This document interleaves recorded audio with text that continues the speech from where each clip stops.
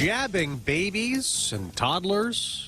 I'm Dave Anthony, Fox News. They may be next in line for a COVID vaccine shot. Fox's Tanya J. Powers has the update live. Dave, Pfizer says it will ask the FDA to okay its 2-dose COVID vaccine for kids under 5 years old on an emergency basis. The New York Times reports that Pfizer is continuing to research how well 3 doses work, and if they waited for that study to be submitted, it could be late spring before federal regulators could give it the okay. By submitting the 2-dose data, the hope is that they could get emergency authorization by the end of this month. Now, there are more than 19 million kids in the U.S. under the age of 5. All Americans over the age of 5 are already eligible for shots, Dave. Tony, there could be another COVID vaccine for adults. Novavax has asked for emergency authorization for its version using a more traditional protein technology, unlike the newer mRNA vaccines like Pfizer's and Moderna's, which got full FDA approval yesterday. New York's indoor mask mandate remains in place as a court gives the state more time to appeal a ruling that struck it down. Some Republicans are demanding the CDC prove masks work. We're requesting the scientific basis for the decision to continue with the mask mandates. Congressman James Comer believes masks are harming kids' mental health. There are more talks today as more Russian troops near Ukraine's border. Fox's Greg Palkot's in Kyiv. Pentagon and others tell us the Russian numbers continue to grow and are, quote, concerning. Secretary of State Blinken will speak by phone today with Russian Foreign Minister Lavrov. It was reported late yesterday that Russia submitted a written response to the latest U.S. proposal regarding de-escalation. Russia today denies its synthetic uses the U.S. of whipping up tension. A fertilizer plant's on fire in Winston-Salem, North Carolina, and being allowed to burn. Firefighters fear a massive ammonium nitrate explosion early this morning. They urge people nearby to evacuate. If it explodes, it'll level a bomb radius. Please exit the area. America's listening to Fox News. Biden's massively irresponsible spending plan has expanded America's money supply and taken money out of your pocket, but you can fight back and stand your ground against the tidal wave of inflation they're imposing on you. Hi, this is Stephen K. Bannon. I want to share how the wealthiest are protecting their retirement from runaway inflation in a tax-sheltered account, and how you can too, by moving your IRA or 401k out of paper assets and into gold with Birch Gold Group. I am proud to count myself among the tens of thousands of happy Birch Gold customers. To spread the word, Birch Gold has created a free info kit on gold IRAs. To get your copy, just text SHELTER to 989898. Do it now and learn how to shelter your IRA or 401k with gold. Again, text the word SHELTER to 989898. That's SHELTER to 989898 to get your free info kit on gold. There's nothing to buy and no obligation at all. So do it today. Take action.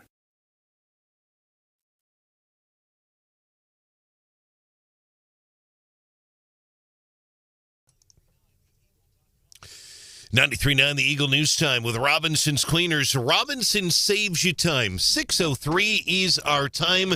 We're expecting very chilly conditions tonight. During the day, not too bad today. Rain mainly afternoon with a high of around 51 degrees. Those temperatures will start plummeting this evening. Tonight, a wintry mix starting at about 9 o'clock, a low near 18. And then the snow in the forecast all night into tomorrow and really all the way through Thursday. Tomorrow's high 19, Thursday's high only 21 degrees. Good morning, everyone. Here's some of the stories that we are working on for you at this hour. A winter storm warning will impact the entire 93.9 The Eagle listening area from this evening until Thursday night. The National Weather Service issuing a winter storm warning for all of mid-Missouri. That includes Columbia, Jefferson City, and Moberly. NWS Kansas City meteorologist Hallie Bova says 10 to 14 inches is now expected in central Missouri with snow and a wintry mix starting tonight at 9. Ms. Bova says rain will begin in the listening area late this morning. That'll change to a wintry mix tonight. It'll change over to all snow at about midnight. An atmospheric science professor at Mizzou is warning the winter storm approaching mid-Missouri is dangerous, that you should be ready to be indoors for a few days. The National Weather Service in Kansas City again projecting 10 to 14 inches for the region. Mizzou professor Dr. Tony Lupo spoke on the Gary Nolan Show. Yeah, the time we saw that was January 2019. We saw a fairly heavy snow that was close to that. And then Groundhog's Day 11 years ago, we had 16 inches. Dr. Lupa also reminding you about the danger of shoveling snow like this. He is urging you to take breaks if you do have to shovel that snow. Again, we could see up to 14 inches by Thursday. Missouri Senate Majority Leader is keeping a close eye on the weather forecast. He has been listening to our weather coverage, also monitoring the television meteorologists as well, as the Majority Floor Leader, Caleb Branden of Columbia, obviously handles the Senate schedule. And he says if that forecast holds, it will be a short week for Missouri's 34 state senators. Senator Bean and Senator Hageman that have 4 or 5 hour drives on lettered roads. We're going to make sure and keep them safe above anything else. So we'll watch it. We'll be careful and diligent. Missouri state senators normally work from Monday afternoon until early Thursday afternoon in Jefferson City before returning to their districts. The heavy snowfall heading for mid-Missouri prompting Mizzou to announce that MU's campus and the UM system office in Columbia will shift to remote operations and classes. That'll take place tomorrow and Thursday. Columbia Public Works crews out this morning. They're prepping snowplows and equipment. They're also preparing a response plan to the anticipated winter storm. Columbia Utilities will have additional crews on standby for the potential of down power lines during that winter storm. Voters in the fast-growing Hauswirth district in northern Boone County will cast ballots in April on a $6 million bond issue. If voters approve the measure, additional classrooms will be built at the Hauswirth Middle School, and the athletic track would be replaced as well. Hauswirth School District with 1,400 students. Passage in April requires a simple majority. And protesters rallying in Jefferson City against the confirmation of Missouri's new health director over concerns he is overstepping in his approach to the coronavirus pandemic, even though he's repeatedly said he opposes government mandates. About 100 protesters rallying Monday in the Capitol Rotunda. They urged senators to vote down the director's appointment. His name is Donald Karoff. He came from Illinois. Director Karoff says he doesn't support government mandates on masks or vaccines, but he encourages people to wear a mask and to get vaccinated. Republican Governor Mike Parson is defending his appointment. Parson taking to Twitter yesterday, and he took shots at those who were out there protesting. He repeated that Director Karoff opposes government mask and vaccine mandates, as the governor does as well. Again, that protest yesterday in the Capitol Rotunda. 93.9 The Eagle News is brought to you on this Tuesday morning by AirServe Heating and Air Conditioning, ensuring the air in which you live and breathe is comfortable and clean. For all of your heating needs, log on to airserve.com. 93.9 The Eagle News Time, 6:07.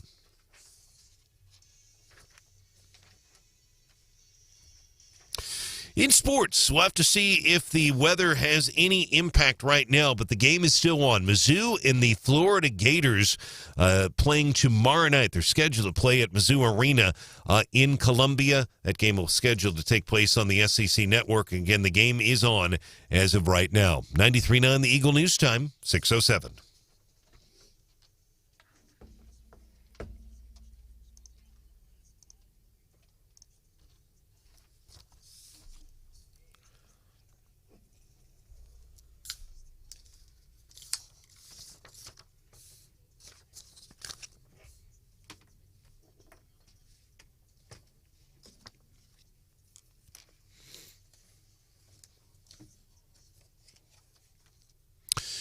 All right, Kevin, thanks so much. Right now, 49 degrees. And our traffic check is with MidmoHires.com. Local companies are looking for local people. MidmoHires.com. Find a job or to post your job opening today. Roads right now are pretty quiet in mid-Missouri. There are some crews out right now that are at the Salt Dome here in Columbia. You may see some MoDOT crews as well here and there getting things ready. I saw a few out this morning at 63 and 70. Had one call yesterday asking what was going on Highway 50 in Montauk County. And what was going on is troopers were reenacting, if you will, reconstructing would be the proper term, reconstructing a double fatality accident that happened last week. You might remember two young men, Dakota Pace and Christopher Seeger, who have ties to California and Tipton, were both killed. Troopers were reconstructing that accident yesterday, and they thank everybody for moving over and giving them extra room. If you want to report a traffic issue, call or text us, 874-9390. I'm Brian Hauswirth, 93.9 The Eagle.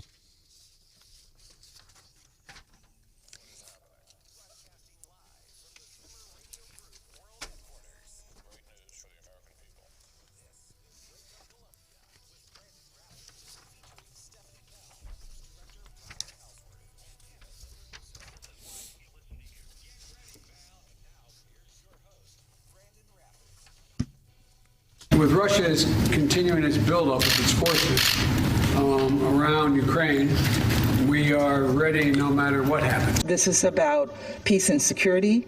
It's about honoring the UN Charter that calls on us as members of the Security Council to protect peace and security. Let me see your whole palace, or else.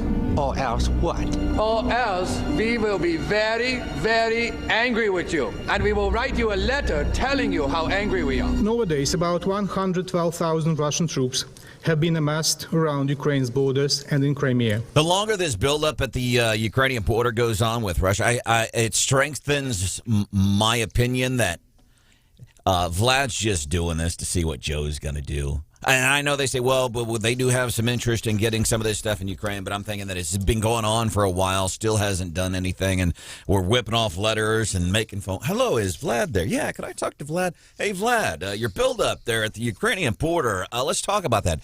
It leads me to believe that nothing serious that has happened yet on either end, whether we're talking about talks or whether we're talking about actual something by Russia. It leads me to believe, seriously, that they're just doing this to screw with the United States. Have you knocked on wood lately or something, please? Last time I think you were predicting something, you're like, we need something really big or bad for all of us to come together, and the next week something big or bad did happen. And I was right, though. No, you weren't. No, I was right, because we did. Everybody came together as Americans. I said, we need a big event. This was prior to that sloppy pullout in Afghanistan. Just days leading up to this, I said, we need something big as a nation to bring us together. And that did. It brought people together in unity. You know, that where Joe likes unity, we were in unity. America was in unity. That really sucked, Joe, and you killed some of our soldiers. It brought us together. And this just seems like it's just Russia just waiting, just kind of, kicking a little bit of sand and then seeing what we do. And then they kick some more. And the more I kick, they still ain't doing anything. We're going to have more of that in the Daily DC Rundown coming up here on 93.9. The Eagle was shot at Walmart yesterday, and I don't know if it's because kids are back in town. I don't know if it's supply chain issues. I don't know if it's the impending perceived doom of a 10 to 15-inch snowfall in mid-Missouri that had the Walmart was crazy busy yesterday. Think about this. I'm going in the middle of the day because nobody's there. It's just a bunch of retirees and housewives. It was packed yesterday. You know what the latest shortage seems to be? What's that? Canned, biscuits and cinnamon rolls. Stephanie and I both have experienced this in the past couple days. They're, nowhere to be found. Yeah, no, someone at my work was like, this weekend, you couldn't get any, the canned cinnamon rolls, canned biscuits, any of that. And I thought, well, that's kind of weird. And then I went yesterday. Literally, I had to ask somebody because the entire, there wasn't even a scrap. There was the cookie dough, the refrigerated cookie dough, and nothing. Not an off-brand, nothing. What? It's not a snow thing, so what's going on? I don't know. Yesterday, I had the hardest time finding a box of Twinkies. Is that for Harper? It's for Harper. Aw, you bring her Twinkies now. I'm going to see the grandkids tonight. Switched up my plane ticket so I get out of Dodge, flying out tonight, so I'm going to Walmart to buy a box of Twinkies for Harper to make up for Grandpa stealing her happiness Thanksgiving of 2020 when I wouldn't let her have a Twinkie. So I'm taking her box. I couldn't find Twinkies anywhere yesterday. Wait, so haven't you said before that one of the things about your son is you think that they need to limit the kids' sugar intake? Yeah. So you show up with the box of sugary Twinkies. So hashtag grandparents. They do need to limit their sugar intake. Grandpa, however, he ain't got to do nothing. Welcome into the show. This is Wake Up Columbia. Want to get to the weather. We're going to have more on what's happening in Russia. Stephanie Bell working on that daily DC rundown coming up at 6:25 on 93.9 The Eagle. Stephanie Bell, Hannah, the producer. My name is Branden Rathert. There's Brian Hauswirth. Good morning. Let's not overhype this thing, but let's do this. Let's drop some facts on what the National Weather Service out of Kansas City and out of St. Louis is telling us this morning. Yeah, it's not hype. It is. This is obviously going to be 2 waves, Brandon, and we're going to have some ice at the beginning of that. We'll probably start seeing that tonight. So, in a nutshell, probably rain late this morning, let's say around 11 o'clock, and that rain is going to have an impact on the crews that are able to put down salt, so that's going to be problematic. That rain will continue throughout the day, probably into the early evening. We're looking at a wintry mix starting at about 9, probably a light glaze of ice on the roads by, let's say, midnight. We're talking about all of mid-Missouri, including Columbia. And then the snow falling based on Hallie Bova and based on Emily Klaus of the National Weather Service, Kansas City. I've also talked to St. Louis. We are looking at snow to fall overnight, and then possibly there's a possibility we may not see a whole lot on the ground tomorrow morning when people go into work. That's a possibility. That model keeps changing. And if so, what they're worried about is that people think, oh, it's a blown forecast, and then they'll go out because the heavy stuff's going to fall after the morning commute tomorrow. But we still will have snow on the ground in the morning, and then snowing all day, and then the second blast coming, if you will, overnight would be Wednesday night, Thursday. So really 2 big rounds for a total of 10 to 14 inches. So we're going to wake up in the morning and go, oh, it didn't stick. Heck, it was in the 50s yesterday. I'm good to go. And then I'm going to go into work, and then while I'm busy and working and playing on Facebook and playing Wordle with my friends, which, by the way, was just bought by the New York Times. You know this? You ever heard of this Wordle game? Oh, yeah. Are you familiar with Wordle? I've heard of it. I've obviously seen all of the tweets and stuff with people showing their scores. I saw it on Facebook. No idea what it is. I've seen it on Facebook, and one of my friends in the building said, hey, have you seen this Wordle thing? I'm like, I've seen it, don't know anything about it. He's been playing it.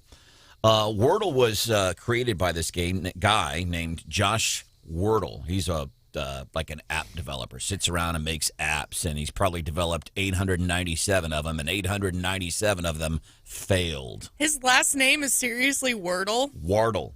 W-A-R-D-L-E. Oh, okay. Josh Wardle. So he's developed like 897 apps, none of them doing anything. End of October this past year, he develops one. Oh, I'll check this out. And he's about ready to give up. November 1st, he had like 90 users playing Wordle. About 90. This is right before Thanksgiving. New York Times bought it for millions of dollars. Wow. That's the dream right there. That's the dream. But he had, and I don't know how many failures he had leading up to this one, but I'm sure, I'll bet you, several $1 million. It wasn't his first one he ever developed. He made a lot of mistakes getting there. How many of them were named Wordle? Probably all of them. That's a good point. So where was I? Yeah, Weather. The weather, exactly. You were saying people may go in and play Wordle when there's a snowstorm. That's what I was saying. Yeah. So we get into work tomorrow, folks will be full, and then throughout the day it'll snow heavily, and then just in time for rush hour going home could be a problem. And that's just it, exactly. And it's important to note that people should take this very seriously. Tony Lupo is saying the same thing. I've talked to him. He was on Gary Nolan's show. He is telling people, be prepared to be inside for a couple of days if you can't get out. And the biggest thing, Brandon, that he is saying, and I hadn't thought about this until he mentioned it, for people who have to shovel this type of snow, especially the elderly, it can be very dangerous. So he is telling people if they have to, take breaks. Make sure you take breaks because the blood pressure goes up significantly with this. I'm not kidding. We should call Randy Tobler on this. I read something the other day about, because I still shovel snow. I'm like, it's no big deal, but I read something the other day.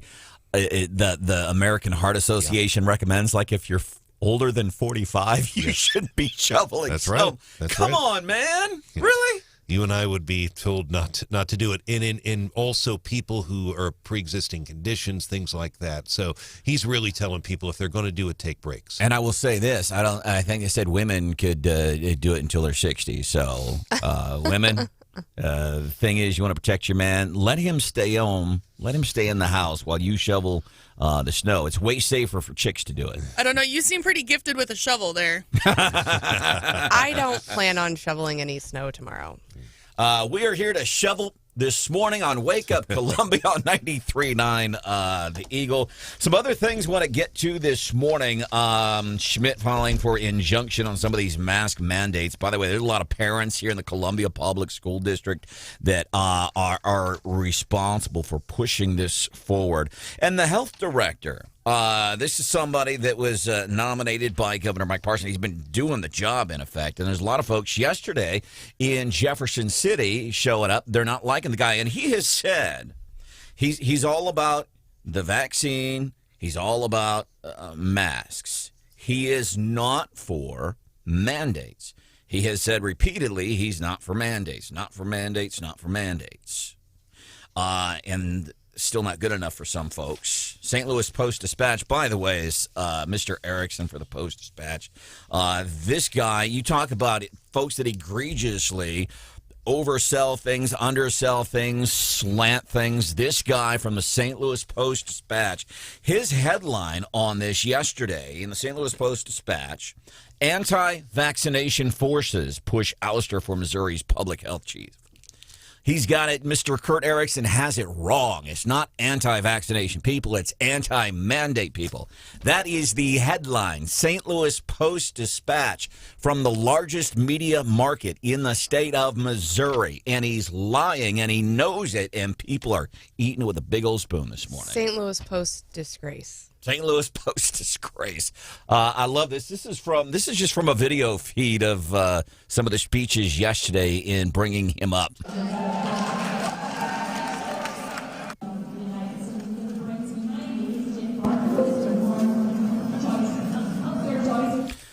So the key there, that audio is rough, right? Because they're talking and nobody's paying. You can hear all the crowd noise. People are just talking and nobody paying attention to what's being said. Coming up, daily DC rundown. We'll get into that about 6:25. What's underneath the circus tent this morning, Well, Steph? beyond keeping our eyes on Russia, there's a lot of drama still at the prison system. It just won't go away.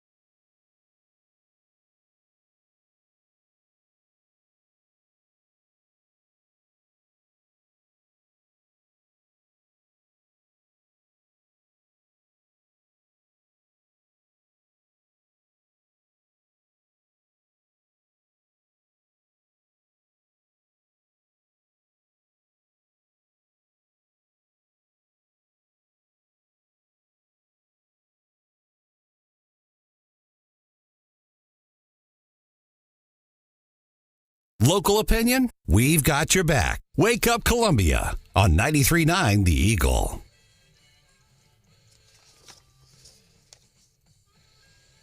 The harm from the Chinese government's economic espionage isn't just that its companies pull ahead based on illegally gotten technology.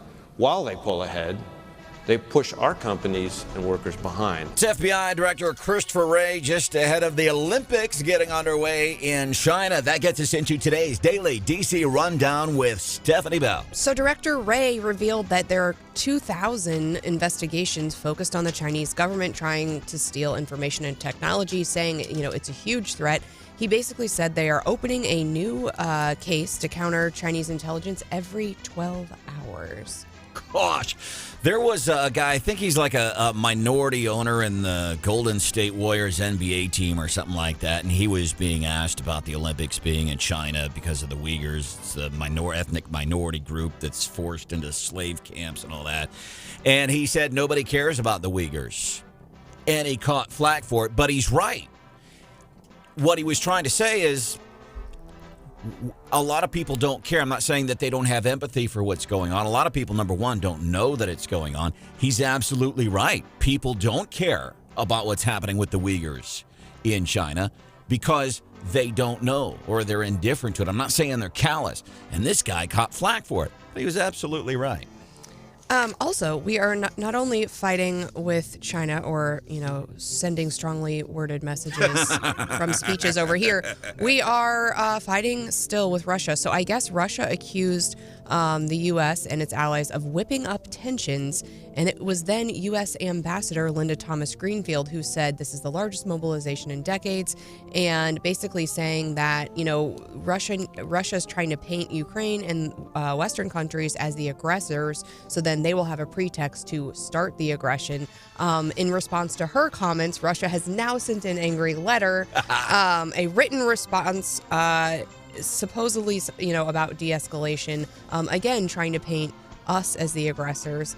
And so I wonder, are we going to send a strongly worded letter back? I can imagine Jill talking to Joe. You gonna write a letter? Yes, Jill, I'm gonna write a letter. Well, you better make it strongly worded. Right. And so on the international stage, things could not be going much worse right now. In addition, we've got some major drama at the prisons. And it seems like when one of these, issues pops up in a federal agency, they have like a big thing. They get rid of everybody at the top and then it goes away for a while. And this is not what's happening at the prisons. We're talking about them about once a month. They've already gotten rid of everybody at the top. They've got staffing shortage. And yesterday, apparently, a gang fight broke out. 2 people died in Texas.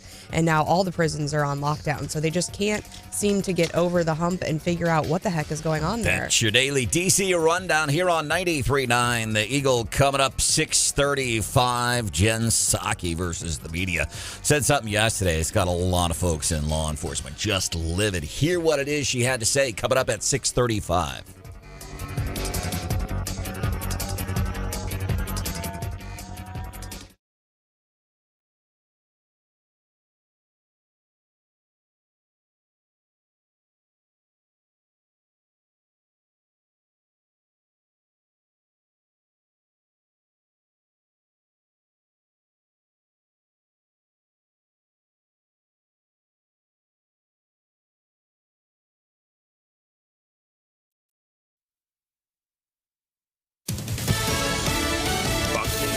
Foster. A coronavirus vaccine for kids under 5 could be approved by the end of the month. As soon as today, Pfizer is expected to request emergency use approval for that age group. While young children have been found to be far less likely than adults to develop any serious complications or to die from COVID, cases among the age group have risen dramatically during the Omicron surge. Pfizer's lower dose vaccine was authorized for children between the ages of 5 and 11 in late October.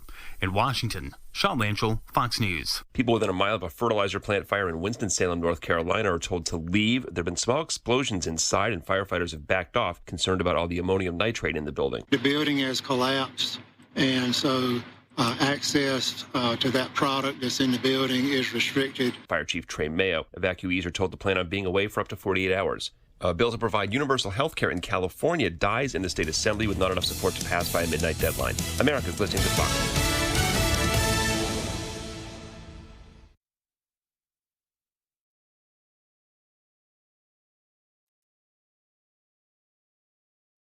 93.9 The Eagle News Time with Robinson's Cleaners. Robinson saves you time. It is 6:31, 49 right now in Columbia. It's 48 degrees in Jefferson City. A winter storm warning will take effect at about 6 o'clock, about 9 o'clock this evening until 6 o'clock on Thursday. That impacts the entire listening area. Again, that's a winter storm warning. The watch has expired. It's a warning. Columbia, Jeff City, Fulton, Boonville, all in that listening area. Today's high will be about 51, and the temperatures will start plummeting tonight as snow and a wintry mix is on its way. Good morning, everyone. Here's some of the stories we are working on for you at this hour. The National Weather Service has issued a winter storm warning for the entire listening area. Again, it kicks in at 9 tonight, goes to 6 Thursday evening. Columbia, Jefferson City, Boonville, Fulton, Moberly, all of mid-Missouri in that warning area. NWS Kansas City meteorologist Hallie Bova says the forecast has been tweaked a bit. They're looking now at 10 to 14 inches across mid-Missouri with snow and a wintry mix starting tonight at about 9 with a glaze of ice on the ground first. You're being urged to take precautions now, including getting an emergency kit ready. That recommendation from the Missouri State Highway Patrol. At Mizzou, atmospheric science professor Dr. Tony Lupo says a pool of cold air in Alaska and Western Canada is going to dive into the United States. And we've got a little more activity in the jet stream in the southern parts of the United States, and that's going to provide us with the low pressure system that we need. A wintry mix and snow is expected to begin falling in the Columbia area at about midnight, and some of that heaviest snow is expected to come down tomorrow after the morning commute, so be prepared for that. It'll be mainly after people arrive at work tomorrow. It will be an all-snow event for most of the 93.9 The Eagle listening area. You folks in Jefferson City, you're expected to get some frozen precipitation as well. Mizzou has announced that the MU campus and the UM system office will be shifting to remote operations and classes. That'll be for tomorrow and Thursday. It's due to the projected snowfall in mid-Missouri. A mid-Missouri man jailed in Cole County after allegedly pulling a gun during a domestic dispute. Jefferson City police arrested the man at a domestic disturbance around 3 a.m. Monday at a home in the 3800 block of Candlelight Drive. They say he pulled a gun during a verbal argument. There was a baby in the home. Police surrounded the house and attempted to contact the suspect. He left the apartment and got out onto an elevated deck.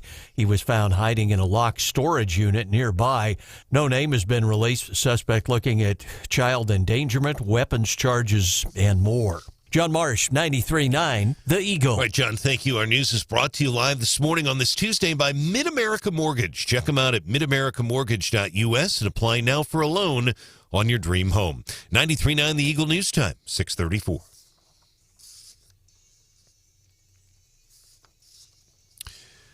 Turning our attention now to sports. Mizzou's softball team has now been picked to finish 5th in the Southeastern Conference by the league's coaches. Pretty impressive because the Tigers finished 4th in the regular season in 2021. They were picked to finish 8th. Again, the coaches predicting they will finish 5th in the SEC this year. College hoops, again, the game is still on right now. We'll see what happens with this snowstorm coming in.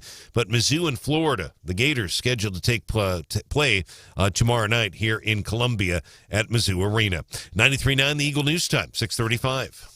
Eagle Eye Traffic check with MidmoHires.com. Local companies are looking for local people. MidmoHires.com. Roads are quiet. We did have some listeners asking yesterday what troopers were doing on Highway 50 in Montauk County. They were reconstructing the deadly accident last week on Highway 50.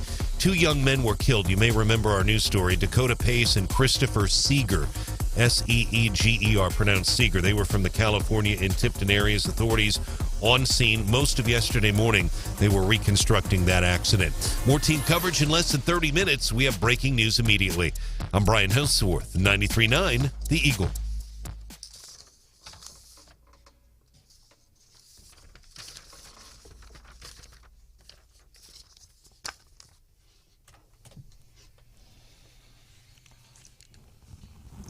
How you do a Barack Obama impression. First, make a face like you're incredibly satisfied. Second, talk slow at the beginning and speed up at the end. Third, use the phrase, let me be clear, keeping your voice in the back of your throat. Fourth, remember that Barack Obama has a law degree, so he has the ability to say something without really saying anything. But not unlike a Jedi, it will motivate you. Now put it all together. Mr. President, was that situation a failure? Let me be clear. I don't see it as a failure. I just see it as a semi-permanent lack of success. You take umbrage at the comments there from the impersonator. You see attorney, you say something without saying anything. Yeah. It's umbrage. That's right. Somebody corrected us on that several months ago. You're saying umbrage wrong. It's umbrage. Umbrage. Stephanie Bell with Ellinger and Associates joining us on that. I love it that our show now has a staff attorney. Right. It makes me feel really good about stuff. Does it make you feel really good that they had to hire you an attorney? Mr. Brian Hauswirth of Representatives is here. How are you? It's good to see you, my friend. Great to be with you. So I know a lot of the lawmakers yesterday kind of scrambling. Hey, what are we going to do? Because we're probably going to go home for the rest of the week after the snow rolls through. Did they do anything yesterday? I know this health director kind of coming under fire. Yeah, that had nothing to do with any legislative action, although Karoff did come up for Senate confirmation yesterday. And in obviously the protesters are saying they do not want to see him confirmed. They don't want him in that position. There's not, Branden, at this time of the year, there's not going to be a whole lot of floor action that we're going to be able to talk about, at least for a couple of weeks here and there. But it's really the stuff in committee. I think the two big highlights yesterday were what you just referenced, the protests, because the governor, if you look at the governor's tweets, plural, I mean, he's taking shots at people that normally agree with him, but he's not happy about. He says they're basically distorting Mr. Karoff's position. So that's pretty big. And then the other thing is the teacher salaries. Dr. Van Dieven and Desi presenting a report about turnover and retention. That was pretty big as well. And we'll have to see what happens with the snowstorm heading to Jeff City. But very good possibility the Senate's going to go home this week early. I mean, do we know exactly what the health director said that's got people so fired up? I mean, I'm looking at a lot of his comments, and for me, it seems like he would, if we put him and Dr. Tobler in a room, I think they would agree a lot. Mask mandates. People don't like Dr. Tobler either, though, when he comes on the show, gosh. But, I mean, he did say, that vaccinations do work. And I think that's Dr. Tobler's point is, if you're getting vaccinated, the vaccinated are not getting very sick. But that, nothing that I've read that he said has said, that there should be a vaccine mandate. He's just saying, he thinks, vaccines work. But he's said pretty clearly he thinks mask mandates shouldn't be in place and masks don't work, which I think, in my mind, is the general consensus right now. He's against the mandates, as Governor Mike Parson has been, as are, I would venture to say, a majority of parents in the Columbia Public School District, as was the board, incidentally, who voted in December to do away with the mask mandate. The board at that time had voted against it. They were against it. But apparently, unilaterally, Dr. Yearwood, Columbia Public School District, he likes masks mandates, and there's an effort underway to stop that. But this Karoff, he's been consistent that he's against mandates. He is, and and I was there when actually he was announced. I believe it was last year when he was announced as the director, and he had and a lot of the questions were about his background in Illinois. Donald Karoff, about his background in Illinois, and the governor was very impressive. But Branden, this is short, but let me just read this to you. 2 sentences from the governor, and again, this is directed at people that normally agree with the governor, but he's putting it out there. Quote, "It is concerning to see certain officials grandstanding for purely political reasons and fueling fears without any regard for the truth. I implore senators to assess the qualities of the person, not let themselves fall victim to misinformation repeated on social media." End of quote. He also says Don is strongly pro-life and anti-abortion, is against government mandating mask wearing and COVID-19 vaccinations, and he says his office is ready to address any concerns. On September 14th, Representative Lisa Thomas, who reps in there, I don't know if it's quite in our listening area, but Camden and Miller counties, I guess. She's in the area. We're always in listening. If you're watching on YouTube or on the Facebook page or listening on the app. We're worldwide, I suppose. But Lisa Thomas reps an area Camden, Miller counties, and she was on September the 14th, 2021, was in this Health and Mental Health Policy Committee with this Dr. Karoff. And she took some notes. I got a copy of some of the specific notes that this representative, Dr. Lisa Thomas, wrote down. Quotes from that testimony for Karoff. Yes, I think it's an individual choice because if it isn't, it's never going to be successful. And he's speaking out against having a mandate, and one of his reasonings being because if you have to enforce a mandate, that probably will not work. He went on to say, I guess it's a personal choice. So I don't know what the thing. And by the way, Kurt Erickson from the Post-Dispatch, his headline, that bothers me this morning, anti-vaccination forces push for out. People are so stupid they don't get. Just because you're against a vaccination mandate, it doesn't mean you're against the vaccine. It just means you're pro-freedom. Pro-freedom, pro-American. That's all. I mean, I'm against mandates, and I got the vaccine, so I am anti-mandate, pro-vaccine. Yeah. I guess. But when you have headlines like this in the newspaper from the largest media market in the state of Missouri, not anti-vaxxers. They're just people against mandates. They're anti-mandators. And worth pointing out, and I certainly understand because the folks that were protesting are against the mandate. There very well could be some down there too that are opposed to the vaccine. The governor's made it very clear from the beginning that he stands behind Karoff, but it's still it just highlights again the fact that the governor with a GOP supermajority doesn't have a health director confirmed on January 31st. That's significant. That is significant. You have to. I mean, you would thought that would have been done earlier, but it's not. There's Hannah, the producer. Good morning. My name is. I'm done. I'm a guy. When I'm done, I'm done. I'm moving on. Yeah, that is accurate. I'm moving on to the next thing. You act like you're getting ready to take some days off work or something. I'm so happy for you that you were able to get your flight moved, by the way, because it sounds like if you were going to leave tomorrow morning, that would have been I was not going to be leaving. Yeah. So check this out. He was stressing hardcore yesterday morning. I was. And here's another, man, I'm telling you, this airport here. So I called the airport and like, hey, listen, I got a flight out Wednesday morning, probably not going to happen. What can I do? And they said, well, the best thing is to come in and talk to a ticketing agent.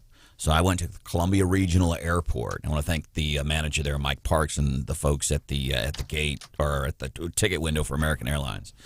Glad I went there in person because I wasn't changing an entire flight. I'm changing the first leg of a flight, and it was... So I went there, and they did it. But I thought, if I were flying out of St. Louis or Kansas City, which I haven't done for years now, I would have to try to do that stuff over the internet. And they said, yeah, you're probably not going to change a leg of a flight over the internet. Probably not going to happen. And a phone call? Yeah. Guess who's calling the airlines nowadays? Everybody. Yeah, you would have been stuck. Yeah. So the beauty of flying out of this airport, man, I was able to go there in person, talk to the ticketing desk, and they took care of it for me. If you have never flown out of Columbia Regional Airport, consider it. And you can do the thing. You can look at the cost if you're going to be gone for however. How much is it going to park? How much is it going to cost to park in St. Louis for several days? Probably $100. And how much is your time? Like if you had a job where you're paid hourly, my attorney friend over here, how much?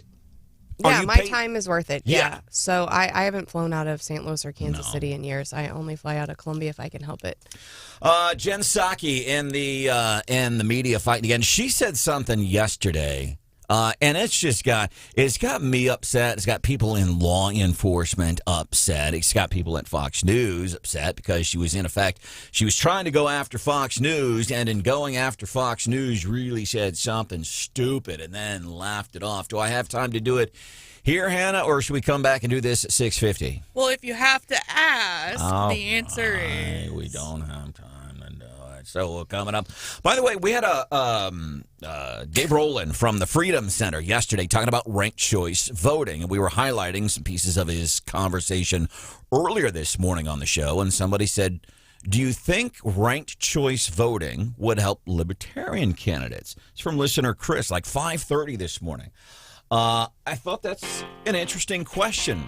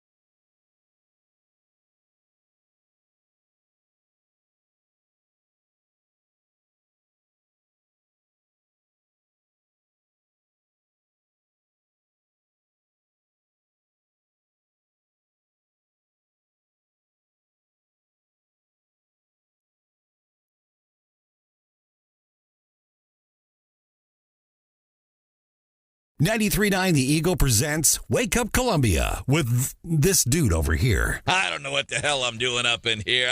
Whatever. 93.9 The Eagle.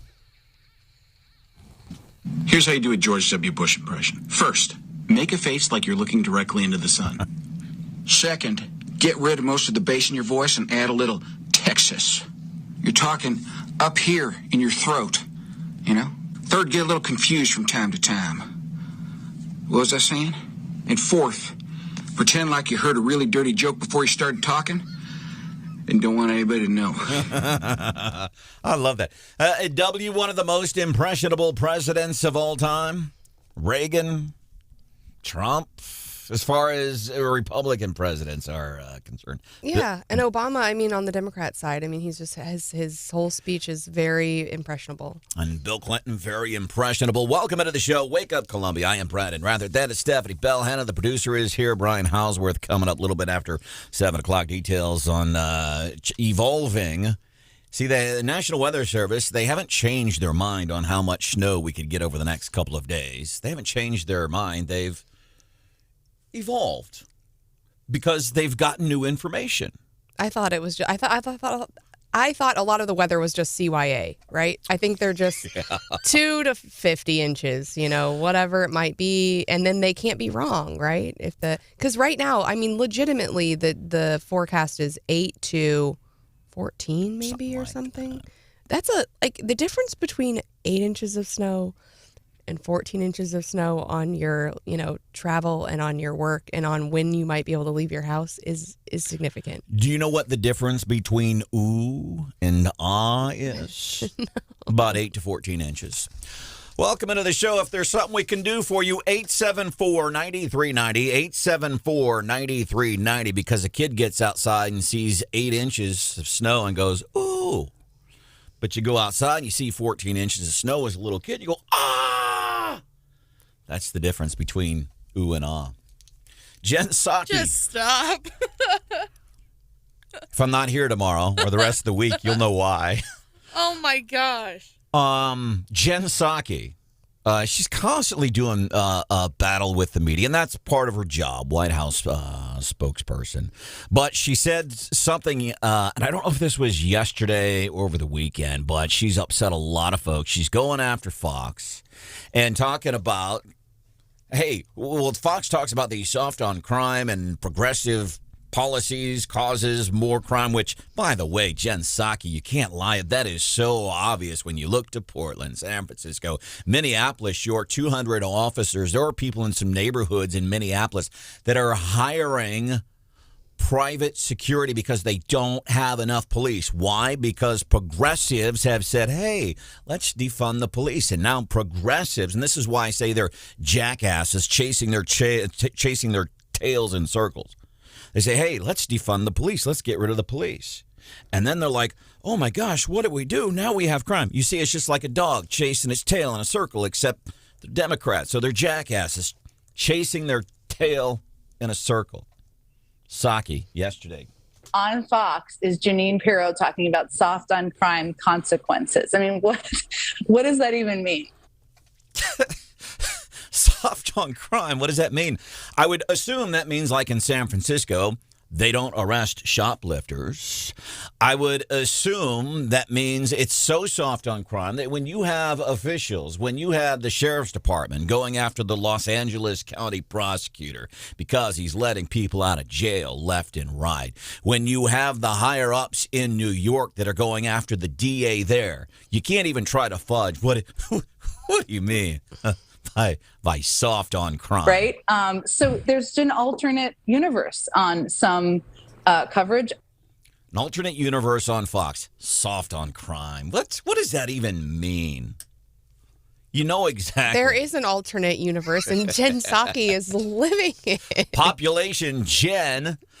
And then, again, it continues to show there's this steep ineptitude they have when it's understanding what people really care about. The president has been a longtime advocate of addressing crime. He's never been for defunding the police. Our Department of Justice has increased funding, has put in place support for strike forces. And the Department of Justice has increased funding because local law enforcement agencies are shorthanded. And they're saying, hey, we need to give more money to the feds to help fight crime. My goodness. And the other fact that is never talked about in these Fox packages, maybe in this one, is the fact that gun crime is a major driver of crime across the country. And who, besides the term gun crime, who do you think is committing crimes with those guns? I'll bet you $1 million it's not somebody with a conservative belief value system. I'm going to bet you $1 million. I'm going to bet a lot of money, maybe not $1 million. It's not always somebody who is, this gun is registered. It's people who are owning guns illegally that have that progressive mindset, that don't care about anything because they grew up in situations that were wrought by democratic policies of the 60s and 70s. Shelby Steele, incredible civil rights activist. Guy has medals around his neck for his work in civil activism over the years. He will tell you, he told us on this show last year, he said what Democrats started doing to black people in the 60s and 70s, here, you can't do it on your own. We'll help you. The worst thing that's ever happened to them. And now these Democrats, again, they are jackasses chasing their tails because of what they created. Now they have this crime, gun crimes. Jeez. Is that all? Anything else? You're worked up this morning. But I got a box of Twinkies for my granddaughter, Harper Lee, and she'll have those tonight. Coming up at 7:10, more big news from mid-Missouri and Ashland specifically.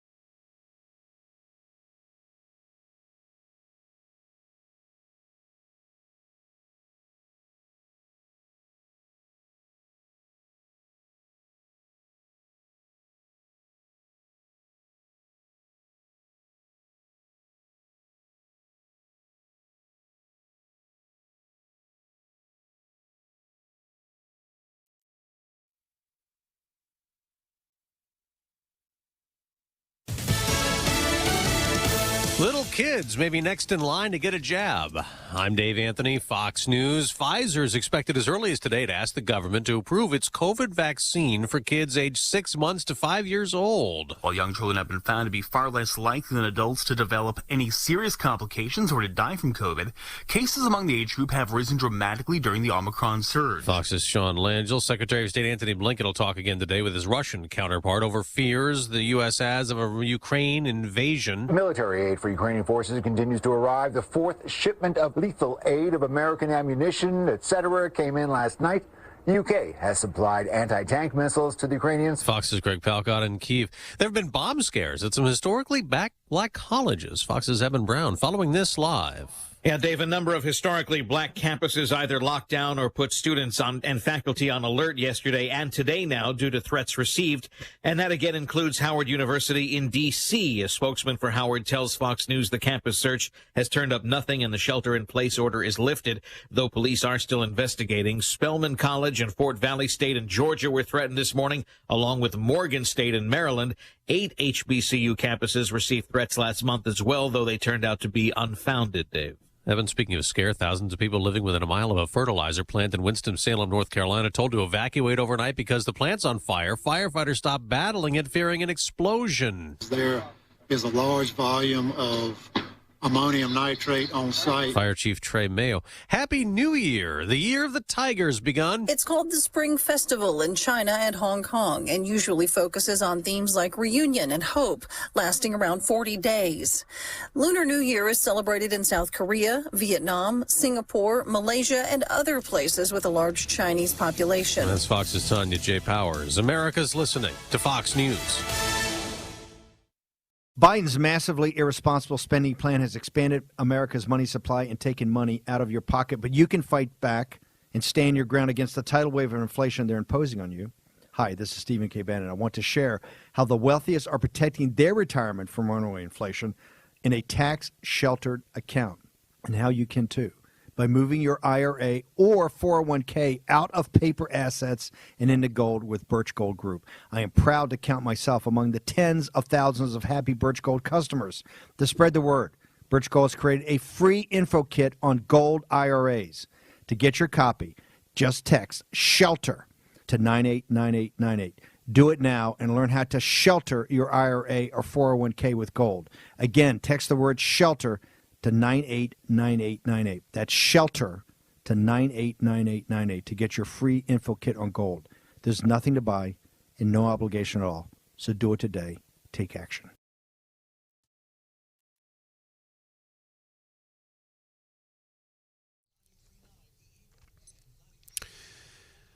.939 The Eagle News Time with Robinson's Cleaners. Robinson saves you time. It is 7:03:49 right now in Columbia. Winter storm warning on the way, and our temperatures are going to drop, and we're going to see some precipitation later this morning. Have the umbrella handy, and then frozen precipitation tonight before the snow arrives in mid-Missouri. Good morning, everyone. Here are some of the stories that we are working on for you. At this hour, a winter storm warning will impact the entire 93.9 The Eagle listening area from this evening until Thursday night. The National Weather Service issuing the winter storm warning for all of mid-Missouri. That includes Columbia, Jefferson City, Moberly, Fulton, Boonville as well. National Weather Service Kansas City meteorologist Hallie Bova telling 93.9 The Eagle this morning 10 to 14 inches is now expected in mid-Missouri with snow and a wintry mix starting tonight at about 9. Ms. Bova says the rain will begin in the listening area late this morning. That will change to a wintry mix tonight. Probably see a glaze of ice on the ground tonight and then a changeover to all snow at about midnight. Now, some of you, that could speed up a little bit. It could be a little bit delayed. It just depends, and these forecasts are still being tweaked. We'll keep you posted throughout the day. An atmospheric science professor at Mizzou is warning the winter storm approaching mid-Missouri is dangerous, and he says you should be prepared to be indoors for a few days. Mizzou professor Dr. Tony Lupo on the Gary Nolan Show. Yeah, the time we saw that was January 2019. We saw a fairly heavy snow that was close to that. And then Groundhog's Day 11 years ago, we had 16 inches. Dr. Lupo is also reminding you about the dangers of shoveling snow with this type of heavy snow, and he's urging you to take breaks as well. Missouri Senate Majority Leader is keeping a close eye on the weather forecast. The Senate Majority Leader is Caleb Branden of Columbia. He generally handles the Senate calendar in his role as the floor leader. He says if this forecast holds, it'll be a short week for Missouri's 34 state senators. Senator Bean and Senator Hageman that have 4 or 5 hour drives on lettered roads. We're going to make sure and keep them safe above anything else. So we'll watch it. We'll be careful and diligent. Leader Rowden speaking there on Wake Up Columbia. Missouri state senators normally work from Monday afternoon until early Thursday afternoon in Jefferson City before returning to their districts. The heavy snowfall heading for mid-Missouri prompting Mizzou to announce that MU's campus in the UM System office in Columbia will be shifting to remote operations and classes. That'll be tomorrow as well as Thursday. Columbia Public Works crews prepping their snowplows as we speak right now. During the snow, they're going to be focusing first on priority routes. That means the secondary roads, residential streets, will be after that. The main routes include Broadway, Providence, Vandiver, Worley. The city maintains 1,400 total lane miles, 691 priority lane miles. And protesters in Jefferson City rallying against the confirmation of Missouri's new health director over concerns he is overstepping in his approach to the pandemic, even though he has said repeatedly he opposes government mandates. About 100 protesters rallying Monday in the Capitol. They want state senators to vote down Director Donald Karoff's appointment. The director says he doesn't support mandates on masks or vaccines. He does encourage people to wear masks and to get vaccinated as well. Senate President Pro Tem Dave Schatz texting me a few moments ago, and he tells me that the director, Mr. Karoff, has not been confirmed as of right now. So February 1st, the health director has yet to be confirmed. We'll see what happens. Our news is brought to you this morning by the Candy Factory in downtown Columbia. Chocolate-covered strawberries from the Candy Factory in downtown Columbia. Online at thecandyfactoryonline.com. 93.9 The Eagle News Time, 7:07.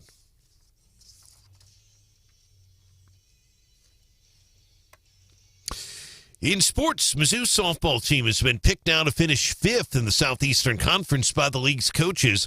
Tigers finishing 4th in the regular season in 2021. They were picked to finish 8th, again 4th in the conference. And again, as of right now, depending on the snowstorm, as of right now, Mizzou Hoops scheduled to take on Florida, the Gators, tomorrow night at Mizzou Arena.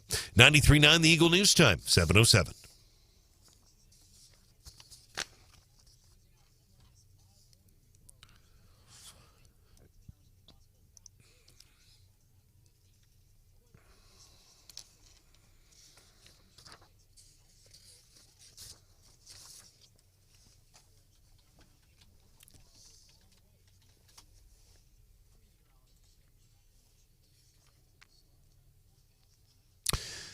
Kevin, thanks so much. Right now, clear skies, 49 degrees. 7:08 is our time. 93.9 The Eagle and 93.9theeagle.com. Our traffic check is with midmohires.com. Local companies are looking for local people. Roads right now in pretty good shape. Again, Columbia Public Works has crews already out this morning doing some things. MoDOT as well. Jefferson City crews out and about as well. That rain could impact some of the salt that is going to be put down. But again, keep your radio tuned right here to 93.9 The Eagle. Will continue to update and tweak the forecast. 7:17 our sunrise. It will set at 5:28. Today. More breaking news, any breaking news coming your way immediately, and our more team coverage will come your way at 7:30. I'm Brian Hauswirth, 93.9 The Eagle.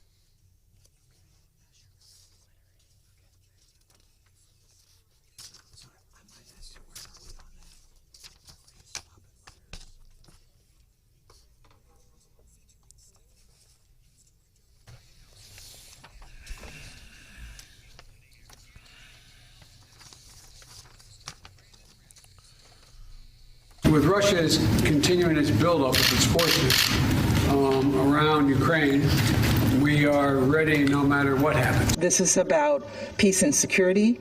It's about honoring the UN Charter that calls on us as members of the Security Council to protect peace and security. Let me see your whole palace, or else.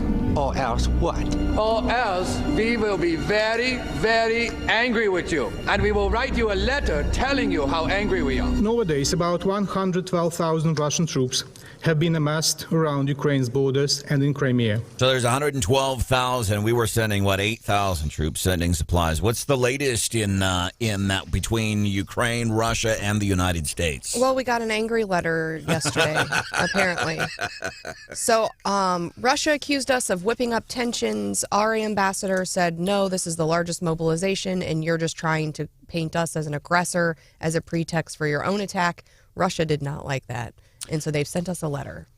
And I wonder how that goes nowadays because, Back in my day, Brian, when you were angry and you wrote a letter, what did you do?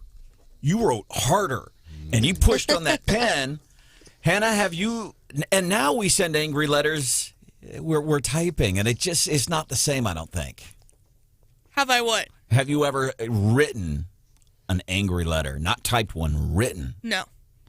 Well, and I think part of the issue here is, and I guess the Russian ambassador said, this is a classic example of megaphone diplomacy. And our ambassador was like, hey, we've had 100 private meetings in the last couple of weeks. We aren't getting anywhere. So it's time to air out our grievances and have this discussion in public. And so that is also part of the tension of how much of this should be going. I guess we declassified some information earlier this week to try to put some more information out in the public domain. And so, layered on top of just the general issues that are going on is how much of this should be public and how much of it should not.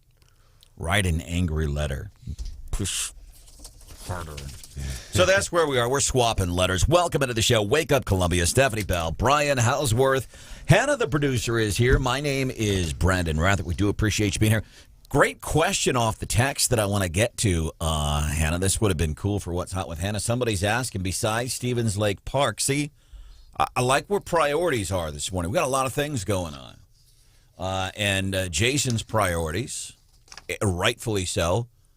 Where can I take my kids sledding? Besides Stevens Lake Park. I love that. And maybe we'll get some suggestion. I do have a suggestion, incidentally, on where you could take kids sledding. We'll get into that. But I want to highlight something happening for us here in mid-Missouri, specifically in Ashland.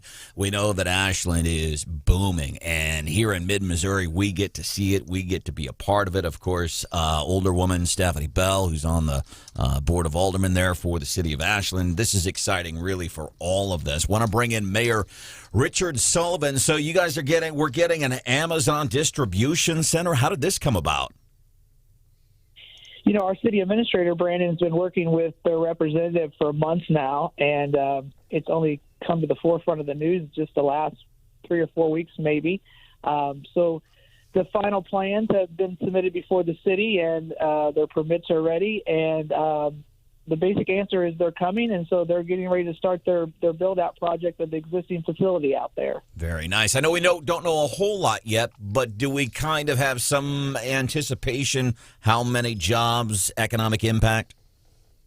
Well, the local news has really picked up on this story as it's become evident that this is truly Amazon. Again, from a city perspective, we're kind of on a tight line because we've been working with the representative. Of course, all the plans have the word and the logo of Amazon all over it, so we know it's Amazon.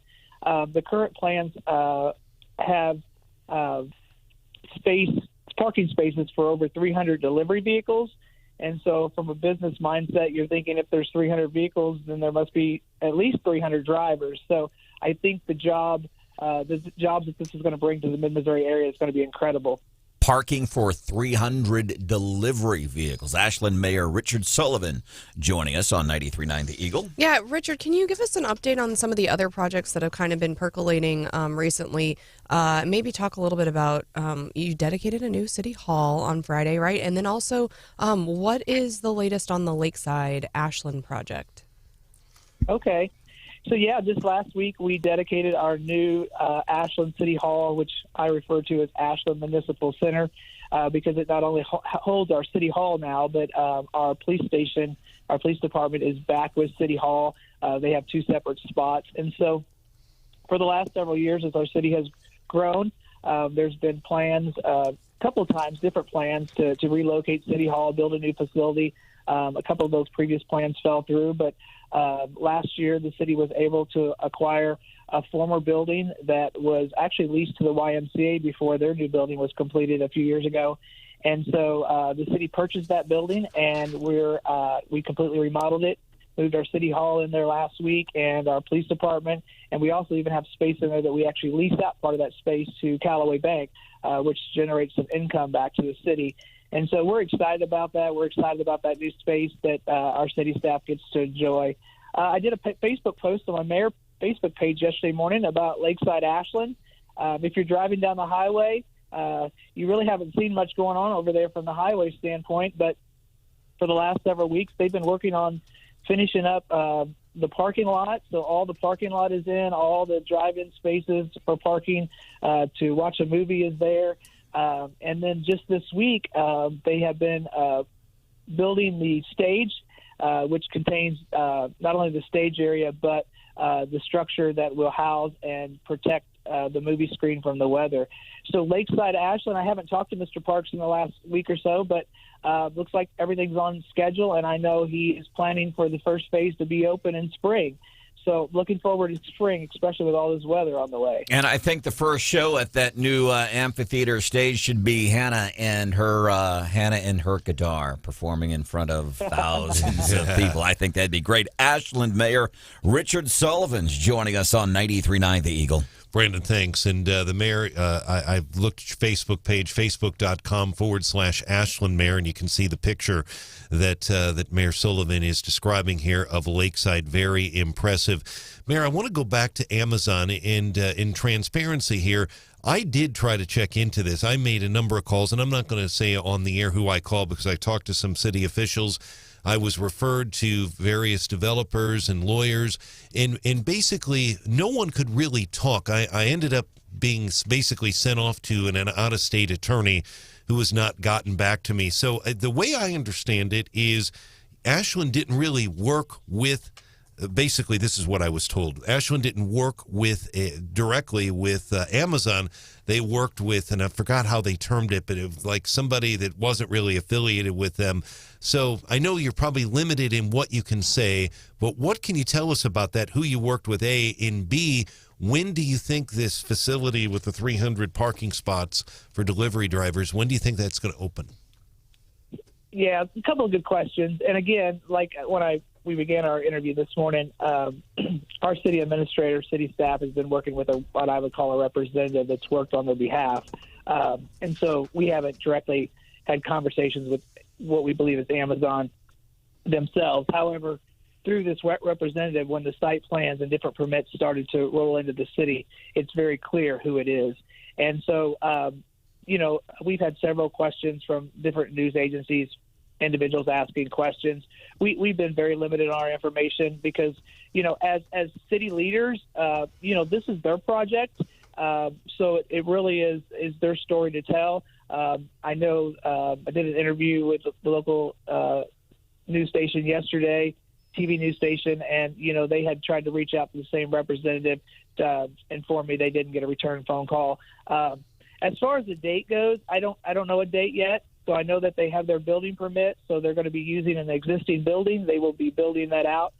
So I don't have a timeline from them at this time. Thank you. Richard Sullivan, mayor of Ashland, talking about the new Amazon distribution center. Final question. This is off the text, so I'll just ask. I don't know if anybody knows. Warren says, isn't there a new Amazon distribution center just outside of Columbia on exit 117 at the J Highway? I'm not aware of that. I'm not aware of that. Yeah, not to say it's not there. Right. We're just saying we ain't sure. That would be. That doesn't sound right to me. Unless that's something else that's come in, no one's kept quiet. I'm not aware of that. All right, Mayor Sullivan, thank you for joining us here on the show. We appreciate you. You're welcome. All right, and then anything that we can do to be of service to Ashland and mid-Missouri, please let us know. 874-9390. 874-9390. Great question off the text from Jason. As a matter of fact, been over a year since Jason's texted us. What's on his mind that says, you know what, it's been a while since I've reached out to Wake Up Columbia via text at 874-9390 because he's asked some great questions over the years. His question, besides Stevens Lake Park, where's a good place to take the kids sledding? Does anybody know? Anybody have some suggestions? 874-9390. You can text those. Where's a good place to take kids sledding? I have seen a lot of children over the years sledding at Rock Quarry Park, kind of below the playground. It seems to be safe. I mean, I believe it is. Don't think there's any trees down there, but I've seen that. I've also seen a lot of video of people behind the lake at Stevens Lake Park down that big hill by the picnic tables. Those would be two that come to mind. What about the bluffs? You start getting your 63, you start getting towards Jefferson City, and you have all the bluffs, not off the bluffs, but somebody's got to drive up those, right? Yeah. So I'm sure there's got to be some good sledding through there. Any any ideas on a good place to go sledding, let us know. Want to help out our friend Warren this morning. So in regards to the building off of 70 Highway J, it's Midway, USA. Midway on J is apparently what's happening there, according to several people texting. What's hot with Hannah today? A pizza chain is going to pay you to not do something. That's what.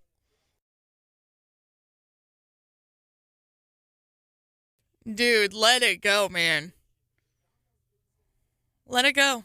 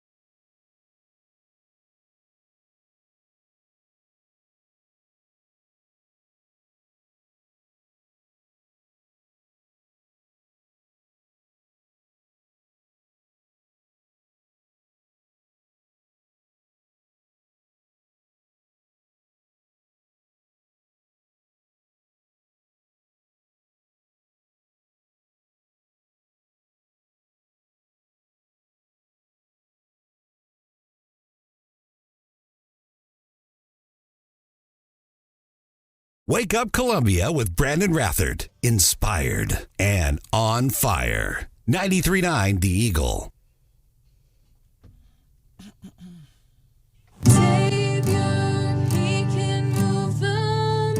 Seriously. That's why I think you should do the opening concert at the new little concert venue coming to Ashland. No. Stephanie's on board with the plan. No. Brian Hauswirth is on board with the plan. I was on board with the plan until we got there. No, that's Hannah, the producer. Yeah, every time we play that, people, man, I wish Hannah would keep working on it. That's why I think he'd be perfect for that new concert venue coming to Ashland.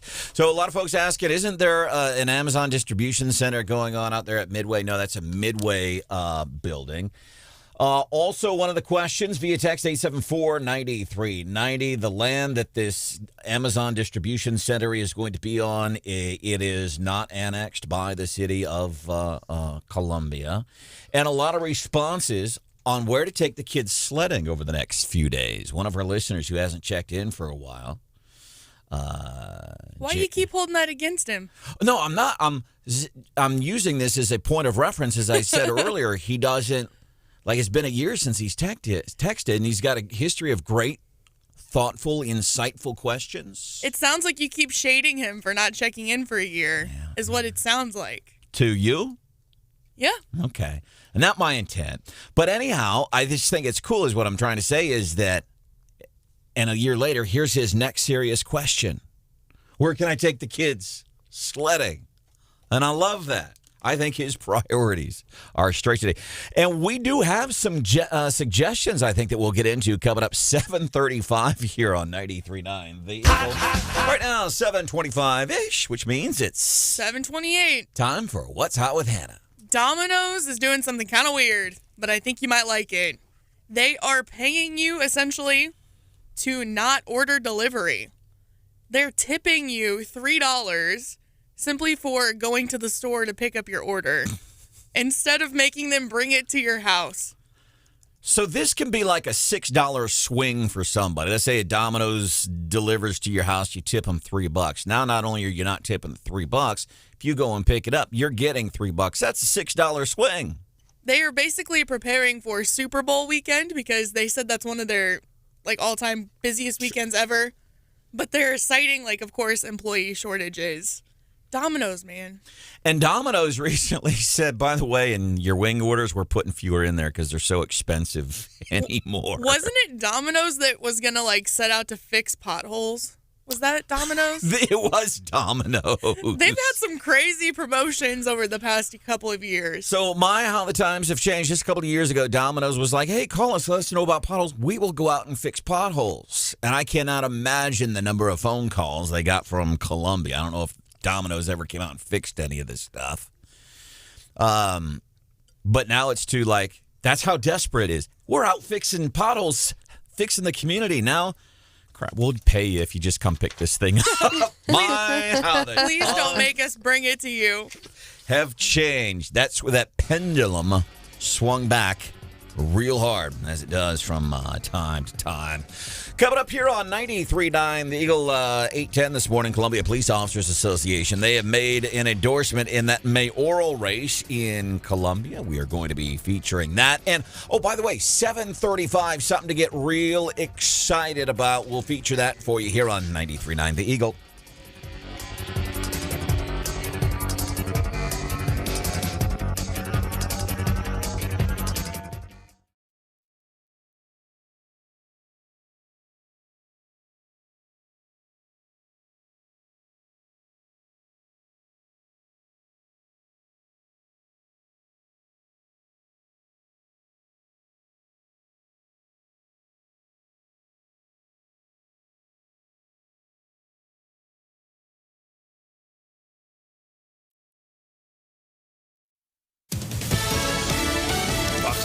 I'm Chris Foster. Another conversation about the Russian troop buildup near Ukraine is supposed to happen today between Russia's Foreign Minister and Secretary of State Antony Blinken. British Prime Minister Boris Johnson's in Ukraine. He says he wants to work with the Ukrainian president to find a diplomatic solution to the crisis. The UK, like the US, is threatening Russia with sanctions if it attacks and has sent Ukraine defensive weapons. Prime Minister Johnson had been expected to speak with Russia's President Vladimir Putin on the phone yesterday. That didn't happen, and there's no word yet on a rescheduling. Simon Owen, Fox News. It's the Year of the Tiger. More than 1 billion people around the world are celebrating the Lunar New Year. It's called the Spring Festival in China and Hong Kong, lasting around 40 days. Millions traditionally travel to their hometowns in China for Lunar New Year celebrations, but since the pandemic, China has urged people to stay at home to contain outbreaks. Fox's Tanya J. Powers. America's listening to Fox News.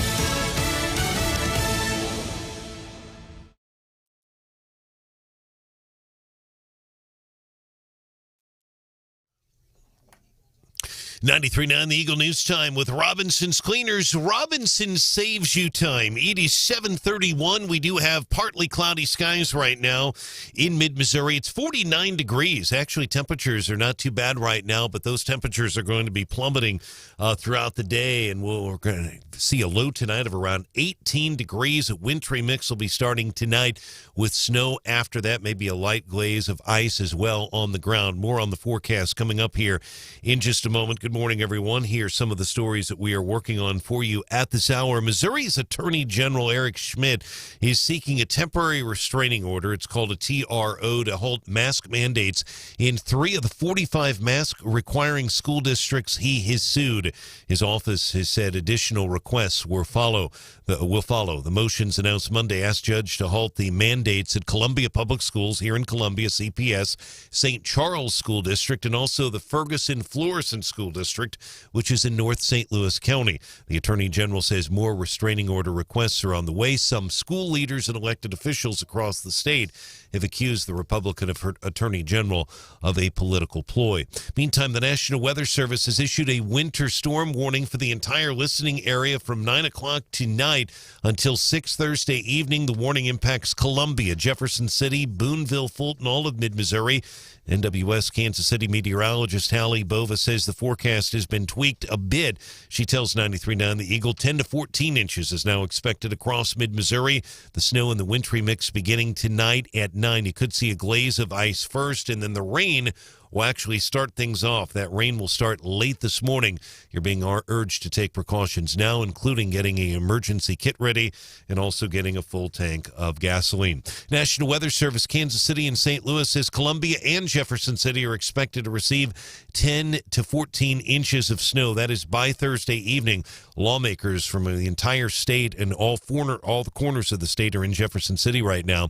Senate Majority Leader Caleb Branden of Columbia tells Wake Up Columbia that the snow could impact the Senate schedule this week. If we end up seeing that forecast holds, it's going to be a short week, but we want. It's early in the year. We got a lot of time to do most of the stuff that we've got to get done. 34 state senators drive to Jefferson City from all corners of the state. They normally work from Monday afternoon until Thursday afternoon. Leader Rowden says the safety of the senators is the top priority. Mizzou announcing that the MU campus and the UM system will be shifting to remote operations and classes for tomorrow and Thursday. It is due to the projected snowfall in mid-Missouri.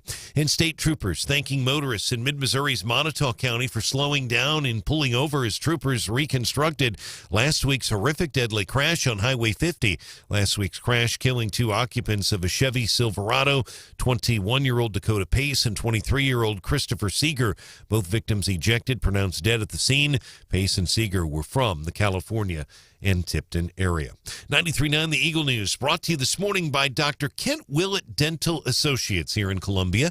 Make an appointment now, 573-445-5300, WillettDentalAssociates.com. 93.9 The Eagle News Time, 7:34.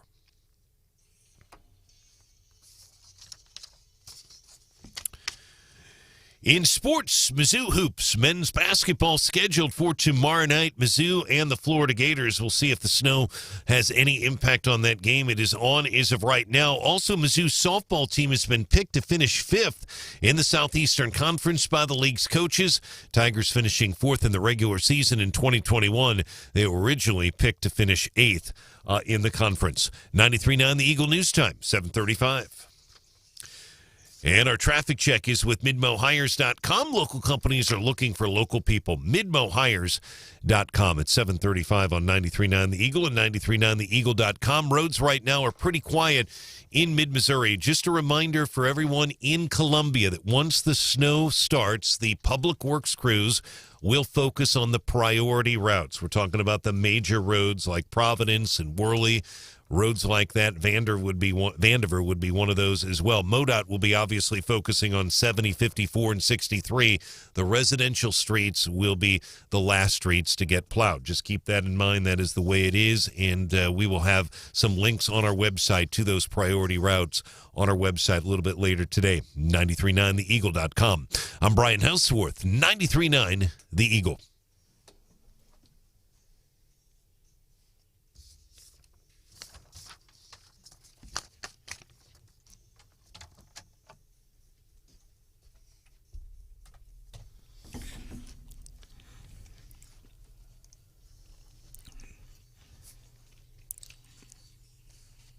My name is Johnny Knoxville, and this is Roller Buffalo. You can't roller skate in a buffalo herd. Can't roller skate in a buffalo herd. You can't roller skate. Brian Hauswirth, have you ever seen any of the Jackass movies starring Johnny Knoxville? I have not. The latest Jackass movie comes out this Friday. Stephanie, have you seen any of... Not really. It came up recently because Johnny Knoxville was in the Royal Rumble in St. Louis, and my son said, "Do you know who Johnny Knoxville is?" And I said, "Yes." He's like, "How do you know who he is?" And I was like, "Oh, I don't. Let's just move on." So Drew, would you allow Drew to go and see the latest Jackass movie? No. Hannah, you ever seen any of the Jackass movies? I have not, but I am very familiar with the scope of what it is. And it's, the first one came out, 20 years ago, I think, after a successful run on MTV. So this is the fourth movie. I'd be interested in seeing it. And here's, and I'd like to take it a step further. I would like to take Brian Hauswirth with me to watch a Jackass movie, and then Hannah films his reaction to everything. How do you think that would go, Hannah?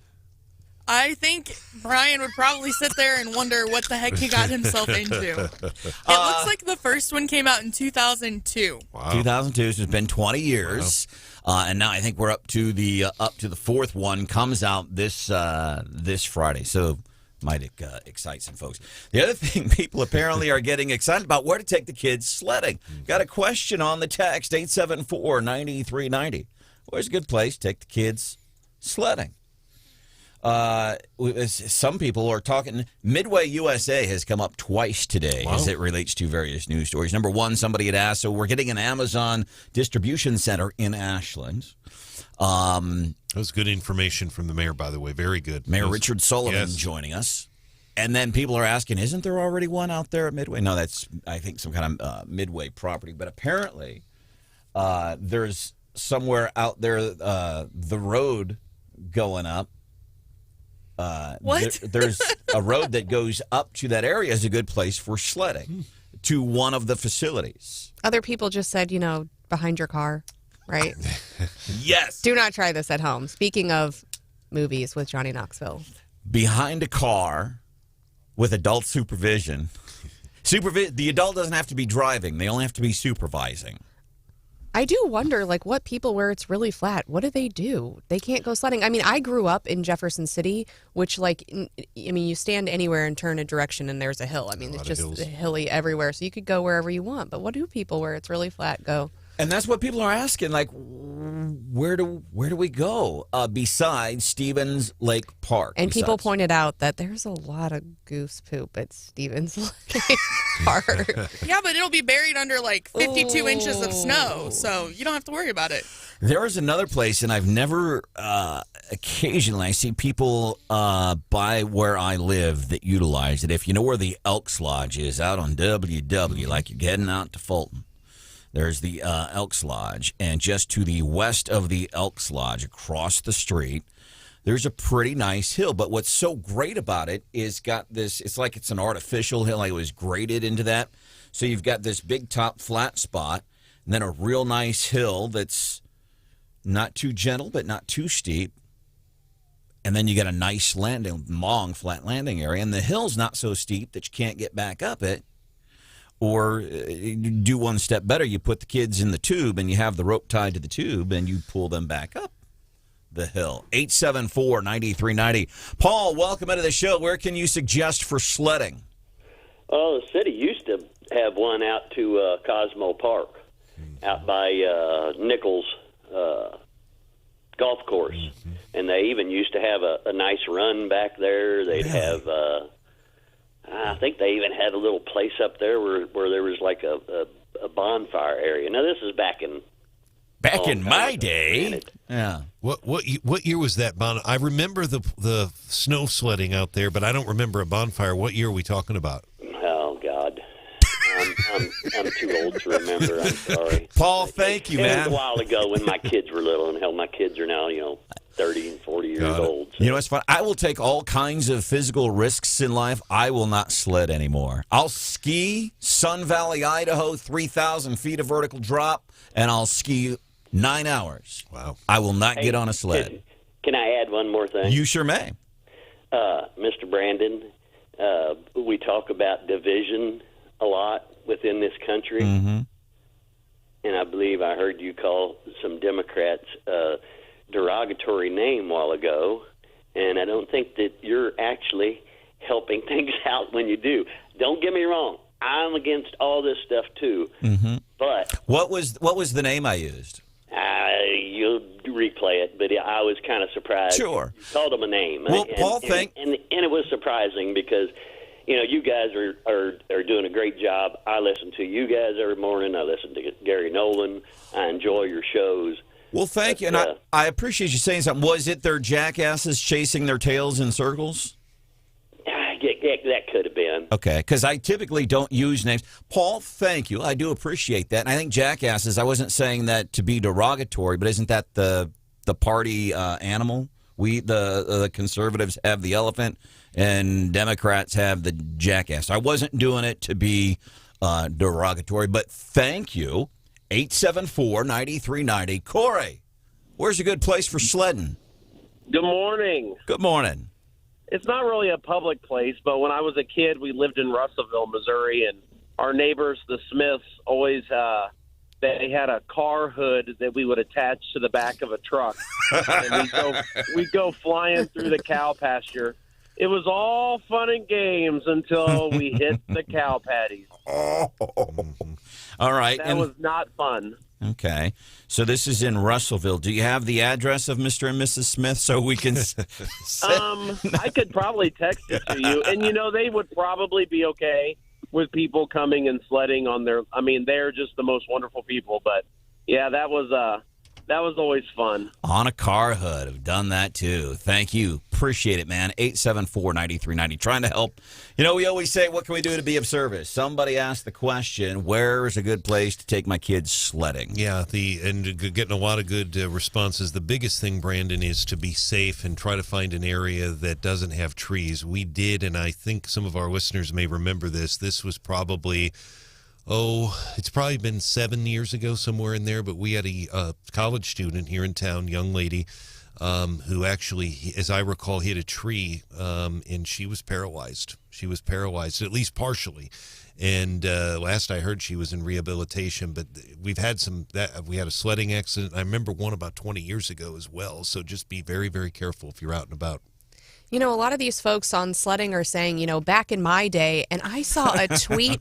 I saw a tweet yesterday from Mizzou that said, "Hey, just a heads up, folks. We're just gonna go. We're gonna basically call snow days for Wednesday and Thursday and do virtual 2 days before any flakes hit the ground." And I was thinking, back in my day, I remember I went to Truman State. It's cold up there, mind you. But someone tweeted at the university and was like, hoping for a snow day tomorrow.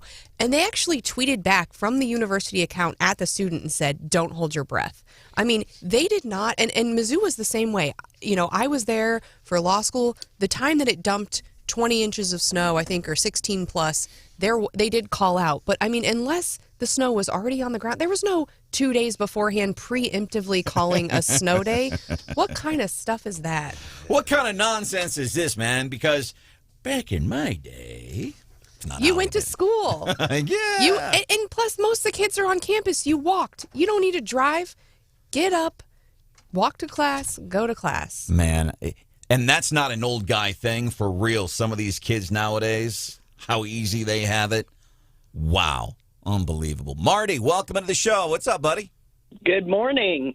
We used to sled with our kids on the Stevens Lake Park, the back of the dam. And there, at that point in time, about 10 years ago, there weren't any trees. So it was a great place to sled. And you could actually, it was slick and it was steep enough that you really almost didn't need a sled. You could just go down on your coat if you wanted to. On your rear end or your coat. Marty, thank you for sharing that.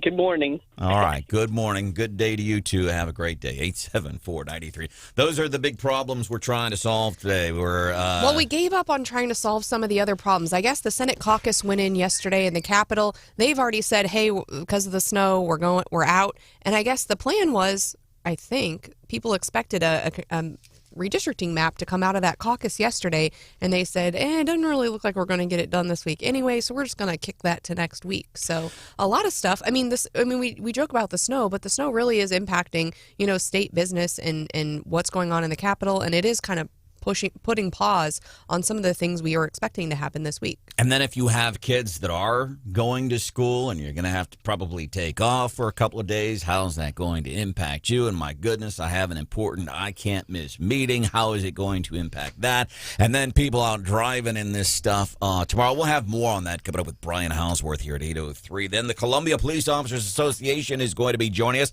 They have made their endorsement in the mayoral race. And then because some folks get really stressed out and need some help, which is cool, man. Been there, but we're talking about kids, especially today. The folks from CenterPointe Hospital. Maddie B is a social worker, and we're going to talk about anxiety, stress, depression, specifically as it relates to kids and teens. That's coming up. She'll be here at about 8:50 this morning on 98.3 The Eagle and 98.3theeagle.com. Yesterday, Dave Rowland, a fascinating conversation that you can still check out on Wake Up Columbia on demand anytime, all the time on our website, 93.9theeagle.com, talking about ranked choice voting. And I think where we are on it, I have my doubts, and here's why. On the surface, back in my day, we didn't do ranked choice voting. Yeah. So that's where I am right now, is no. Stephanie? Yeah, I'm a no right now. Somebody asked the question, would this help libertarian candidates? Would ranked choice, so basically, let's say you have 4 candidates, you can vote for your candidate, you put a 1 by them. But then you also have your other 3 candidates, and you rank them numerically. And then you total all that up. It just sounds, it sounds, here's the other reason I'm against it on the surface today. It's too much like a game show, it feels like. It has a game show feel. Well, if you get top spot, you get X number of points. If you get second spot, you get, it feels like March Madness or a game show. Well, and I think a lot of it, I think other people who have implemented it have seen that, and they've gotten some unexpected results. People who thought they knew what the outcome was going to be, but because of this added ranked choice voting, they got someone, then people were like surprised by the results, which is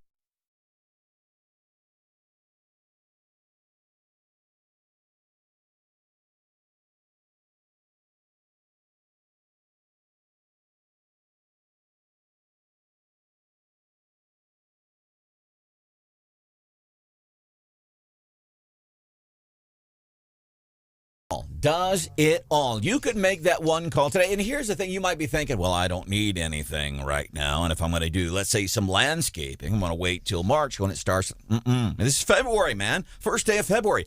Call Salter. Make that one call today to Salter. Talk about landscaping. And then you might say, you know what? I want to enjoy this summer. I don't want to have to do lawn maintenance.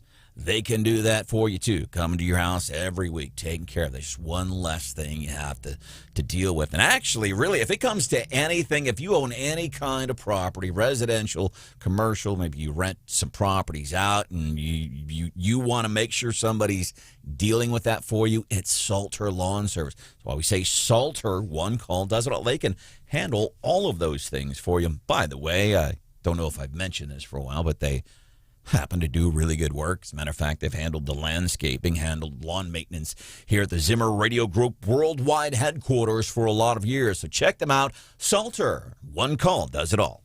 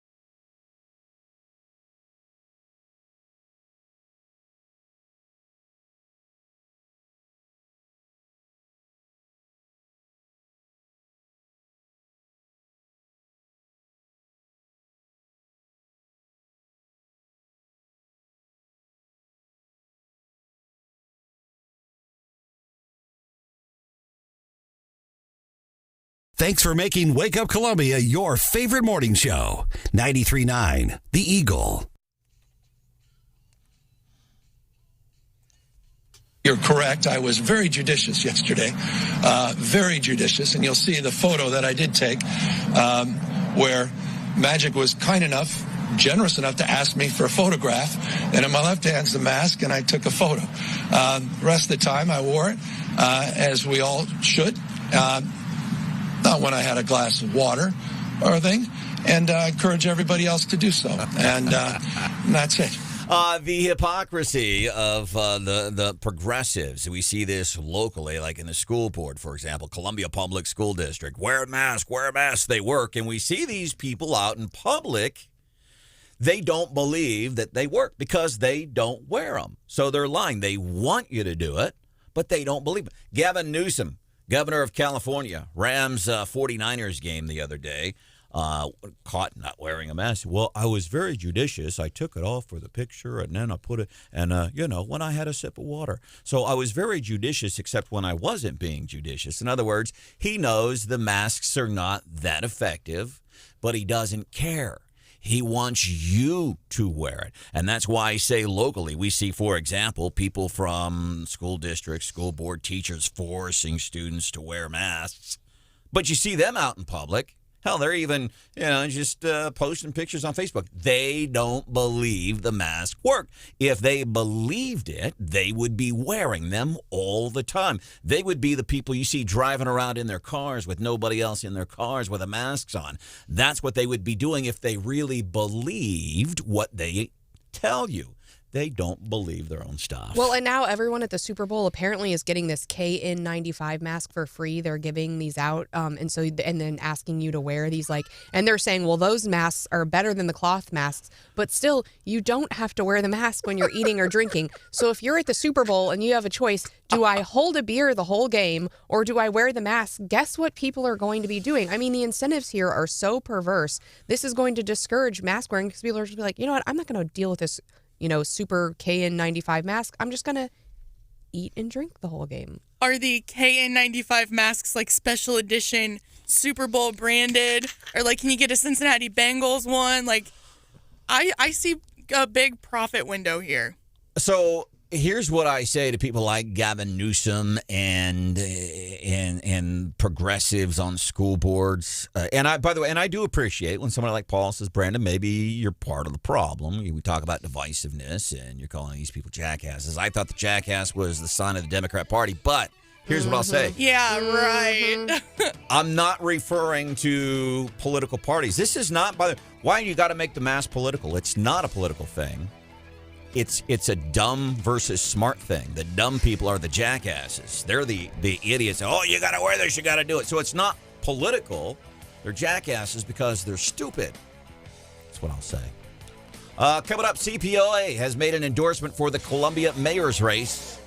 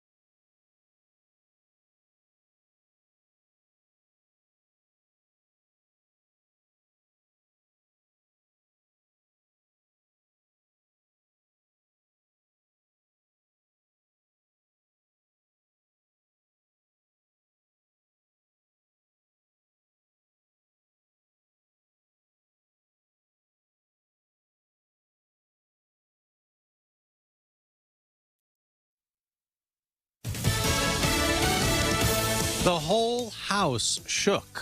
I'm Dave Anthony, Fox News. That's what one of the evacuees says in Winston-Salem, North Carolina, where a fertilizer plant's still on fire, heeding this door-to-door warning overnight. If it explodes, it'll level 1 mile radius. Please exit the area. Fox's Evan Brown has an update live. Yeah, Dave, that fire at the Weaver chemical plant in Winston-Salem had been burning since 8 p.m. First responders had to make anyone living within a mile evacuate their homes out of fear of explosions of the plant's supply of ammonium nitrate. It was scary. The first thing I was worried about if someone was in there. That was my main concern. Brittany Snug's mother is just one of about 6,000 people who live near the plant. Schools near it are closed, and Wake Forest University has canceled classes for the day, Dave. Evan, Pfizer could as soon as today ask the government to approve giving its COVID vaccine to babies and toddlers, kids from 6 months to 5 years old. While Republicans who fought vaccine mandates also try to unmask kids in schools. Congressman Steve Scalise writing to the CDC demanding proof they work. He says he tells Fox Business some research shows they're harming kids' mental health. Kids in the classroom without masks are doing dramatically better. And we're going to look back on this years later, like you suggested, and say, who let this happen? That's why we're fighting so hard to reverse these mandates.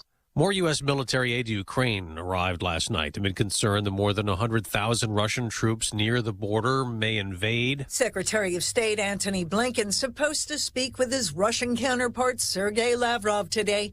The two have talked about the Ukraine situation before, and so far, not much in the way of results. That's Fox's Jill Nato. The Winter Olympics starts late this week, and there are officials in China that say 11 of the athletes and team officials that arrived Monday tested positive for COVID. They're in isolation now. America's listening to Fox News. Biden's massively irresponsible spending plan has expanded America's money supply and taken money out of your pocket, but you can fight back and stand your ground against the tidal wave of inflation they're imposing on you. Hi, this is Stephen K. Bannon. I want to share how the wealthiest are protecting their retirement from runaway inflation in a tax-sheltered account, and how you can too, by moving your IRA or 401k out of paper assets and into gold with Birch Gold Group. I am proud to count myself among the tens of thousands of happy Birch Gold customers. To spread the word, Birch Gold has created a free info kit on gold IRAs. To get your copy, just text SHELTER to 989898. Do it now and learn how to shelter your IRA or 401k with gold. Again, text the word SHELTER to 989898. That's SHELTER to 989898 to get your free info kit on gold. There's nothing to buy and no obligation at all. So do it today. Take action.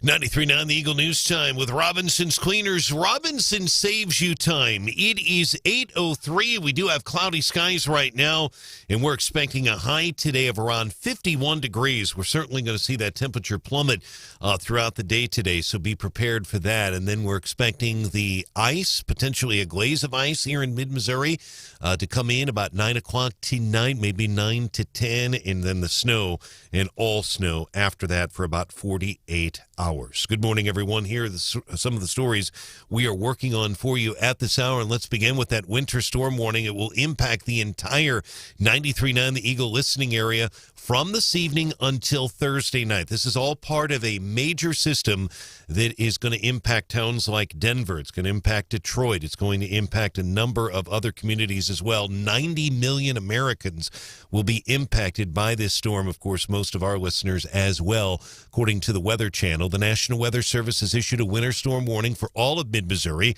Columbia, Jefferson City, Moberly among the communities impacted. NWS Kansas City meteorologist Hallie Bova says 10 to 14 inches is now expected in mid-Missouri. A snow and a wintry mix beginning tonight at about 9. Ms. Bova says the rain will begin in the listening area late this morning. That will change to a wintry mix tonight. It'll change over to all snow at about midnight, and tomorrow morning's commute could be problematic. So if you're heading to work tomorrow morning, give yourself extra time if you have to get in. An atmospheric science professor at Mizzou is warning this will be a dangerous winter storm. His words, he says you should be ready to be indoors for a few days. Mizzou professor Dr. Tony Lupo on the Gary Nolan Show. He has time we saw that was January 2019. We saw a fairly heavy snow that was close to that, and then Groundhog's Day 11 years ago we had 16 inches. That was in 2011. Dr. Lupo is also reminding you about the dangers of shoveling snow in weather like this. He is urging you to take breaks. Missouri Senate Majority Leader is keeping a close eye on the weather forecast. As the Majority Leader, Senator Caleb Branden takes a close look at the weather and also the calendar, and he says if the forecast holds, it'll be a short week for the state Senate. Senator Bean and Senator Hageman that have 4 or 5 hour drives on lettered roads. We're going to make sure and keep them safe above anything else. So we'll watch it. We'll be careful and diligent. State senators normally work from Monday afternoon until early Thursday afternoon in Jefferson City before returning to their districts. A heavy snowfall heading for mid-Missouri, prompting Mizzou to announce that the campus in the UM System office in Columbia will shift to remote operations and classes. That'll be both tomorrow as well as Thursday. Columbia Public Crews reminding folks that Public Works is going to focus on the priority routes first. We have 691 priority lane miles. Some of the priority routes include Broadway, Providence, Vandiver, and Worley as well. And voters in the fast-growing Hallsville School District in northern Boone County will cast ballots in April on a $6 million bond issue. If voters approve the measure, additional classrooms will be built at Hallsville Middle School, and the athletic track would be replaced. Hallsville School District has about 1,400 students. Passage requires a simple majority. The election date will be in April. 93.9 The Eagle News is brought to you this hour by the Callaway Bank. 7 days a week, you can text or call Callaway Bank. They have a dedicated customer care team. They get you the help you need and deserve. The Callaway Bank, it's with you for the moments that matter. 93.9 The Eagle News Time, 8:06.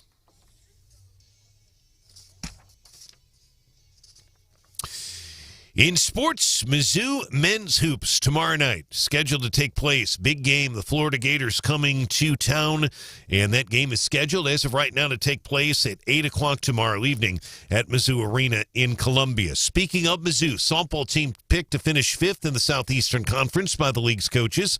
Tigers finishing 4th in the regular season in 2021 after being picked to finish 8th in the SEC. Our sports brought to you this hour by Woods Basement Systems, the most reviewed contractor for all things with your basement. 800-388-9326. A free estimate. 93.9 The Eagle News Time, 8:07.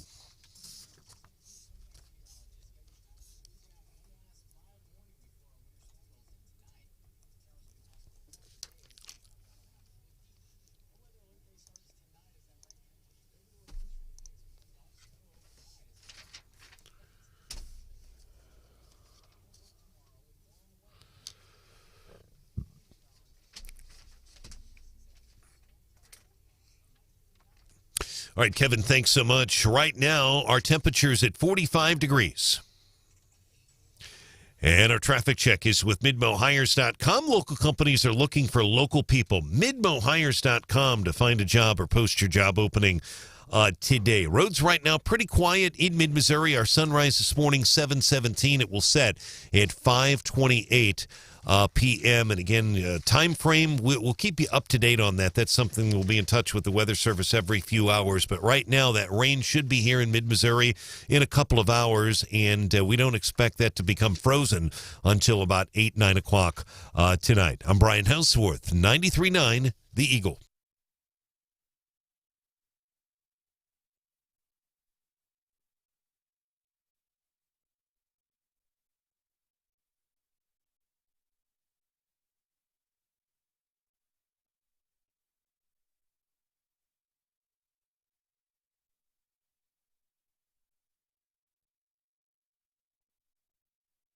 That we start to recover economically within our community and ultimately our whole country, and that the workforce starts to see a supply of workers who want to get back into careers and make an honest living to support their families and, in result, support their community. Ashland Mayor Richard Sullivan talking to our news partners, ABC 17. Additionally, he joined us this morning. You'll be able to hear that in the Wake Up Columbia podcast. Anytime you want to go back and hear something from the show, you can do so anytime you want. Go to 939theeagle.com. Wake Up Columbia podcast on demand anytime, all the time. You realize we're only 60, 65 days out, maybe 63, April 5th, 60, 63, 65 days out from our municipal elections. And there's going to be a lot going on. A couple of city council seats up for grabs. Carl Scala, who was at the event the other night, the Columbia Board of Realtors thing. You've got that race. You've got the race for Ian Thomas's seat. You've got the mayoral race. So we got a lot of things happening. Bond issue, too. We've got Ashland schools. We've got Columbia schools. Now Hallsville as well. So the three really big bond issues. And the Columbia Public School Board election. Three folks, total of four folks running for 2 seats in that race today. My vote would be Andrea Lisenby and Adam Burks today, and that's after talking to all three of them here on the show. That's after going back and listening to their interviews, and that's after seeing them in the candidate forum. But I'm sure you'll do your homework. You will make your own decisions. What about that Columbia mayoral race? I know where I am on that, too. What about you? I want to bring in Matt Nichols, Columbia Police Officers Association. Matt, welcome into the show. I want to start with this before we say who your endorsement is. With the Columbia Police Officers Association, you're thinking about, okay, we're making an endorsement on a local race, somebody who can have direct effect on people that live here. What elements are going into helping you guys make an endorsement? What are you considering? Well, yeah, thanks for having me, Branden. A lot of what we have to consider is, I'm just a voice for our membership, and we represent, more than 98% of the Columbia police officers and police sergeants. So, one of the biggest things we have to think about is, if we're going to provide a unified front and we're going to provide a unified voice for our membership, what are the values that they're looking for and that they want to have in our local elected candidates? Yeah. And so that's, probably one of the most important things that we consider. And so your membership came to you. What did they tell you they wanted in a mayor? So, yeah, we're looking for more support. We're looking for people that are willing to get out and have hard conversations and do the work to support the Columbia police officers and, ultimately, help us be successful, because what we want is a safer, stronger Columbia. All right. Matt Nichols, Columbia Police Officers Association. So who is it that the CPOA is endorsing in the mayor's race? We are endorsing Randy Minshew. Okay, and how come? We had an opportunity to sit down with all the mayoral candidates, and there really are some great candidates. Yeah. Randy really stuck out because he's been a long-time supporter of ours. With his business experience, he's done really great things in Columbia. Just his work with, the Phoenix programs is outstanding. And, we think that he's been loud in support of us, and that's what we're looking for. We're looking for somebody to be loud and support us and help provide us the resources that we need to be successful. Two officers, by the way, Matt Nichols, Columbia Police Officers Association, joining us. And it's interesting, you see, because you said something about, the candidates are all, they all have passion for the job. Couple of observations. Number one, and I spoke with all the candidates last Thursday night, and some of them, I believe, they have a progressive mindset, even though it may not have shown itself as it relates to law enforcement. But I know what they think about other things, and because they are progressive, it scares me eventually what they might want to do when it comes to police enforcement where I live. So that's one observation. And I want to ask you this, too, since you did chat with all of them. Here's another big takeaway. These mayoral candidates the other night, they want the same thing. They want a vibrant Columbia, robust growth, all that good stuff. And they're all good people and all that stuff. And I think, without fail, they're all frustrated that current leadership can't get a handle on how we pick up trash in the city of Columbia. But here's the other thing that struck me, Matt, was that they all want the same thing. And I'm thinking, can't these people get together in some type of a private venue and just start working together to bring some of these things, bring some of this change about? Because there was a collection of 5 people that care about Columbia, that want good things for Columbia. And I'm thinking, why don't they all just work together? Do you kind of get that sense when talking with the mayoral candidates? Yeah, absolutely. And I think that's a fantastic point is, there can be only one, right? We can only have one mayor, but there are so many people that I truly believe have got desires to further our community and to do good work. And it just, just because they may or may not get elected into the mayor's position doesn't mean that they can't have a positive effect and change on our community. So yeah, absolutely. The relationships that they can forge together, even with whoever wins that election, let's work together and benefit our community. Yeah, thank you so much, Matt, and I appreciate you joining us on Wake Up Columbia. We kind of talking about the overall issue of crime. We had a pattern, and it seems to have stopped. But it was at least 8, maybe 9 shootings in downtown Columbia since the fall, and I know that there have been extra officers downtown. In general, whether it's downtown or the community in general, how is the crime?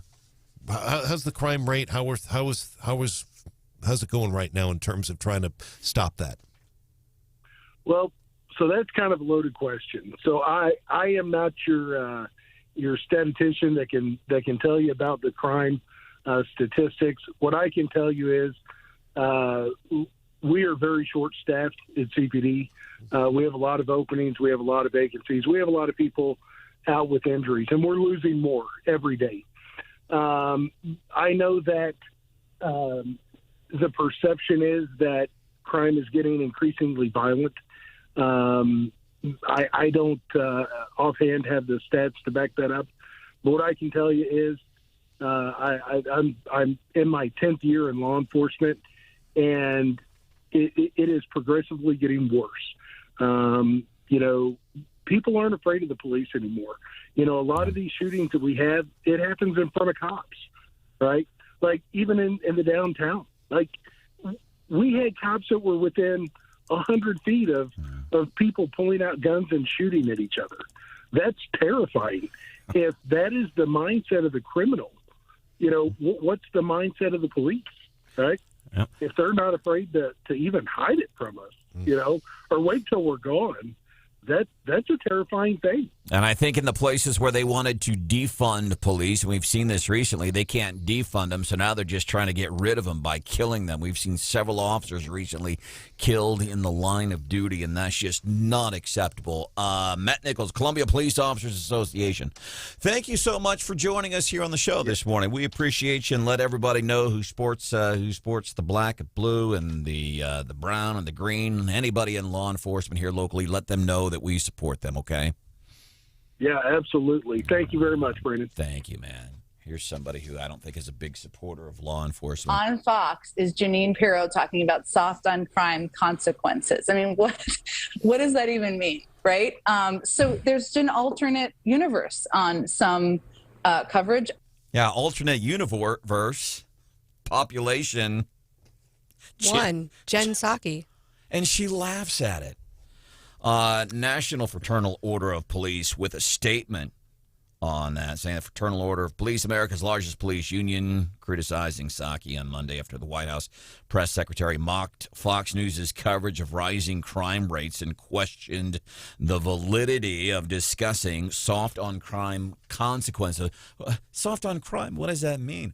Well, I think people know what this means. As a matter of fact, when you have top law enforcement officials, at least that I'm aware of in Los Angeles and New York City, that are going after their prosecuting attorneys there, that means everybody knows the soft on crime people know it. That means people in San Francisco can go in and shoplift, and they do it Because they've got nothing to worry about. That's soft. And then when a businessman loses money because you're not arresting shoplifters and the businessman goes out of business, that's soft on crime. Yeah, and I think that people know the soft on crime policy, and it affects the way people think about it. This weekend, my husband and my son went to St. Louis, and it's not a conversation that, I don't think I would have had several years ago with my husband, but we talked about, hey, where are you going to park? Like, you're going to be there at night.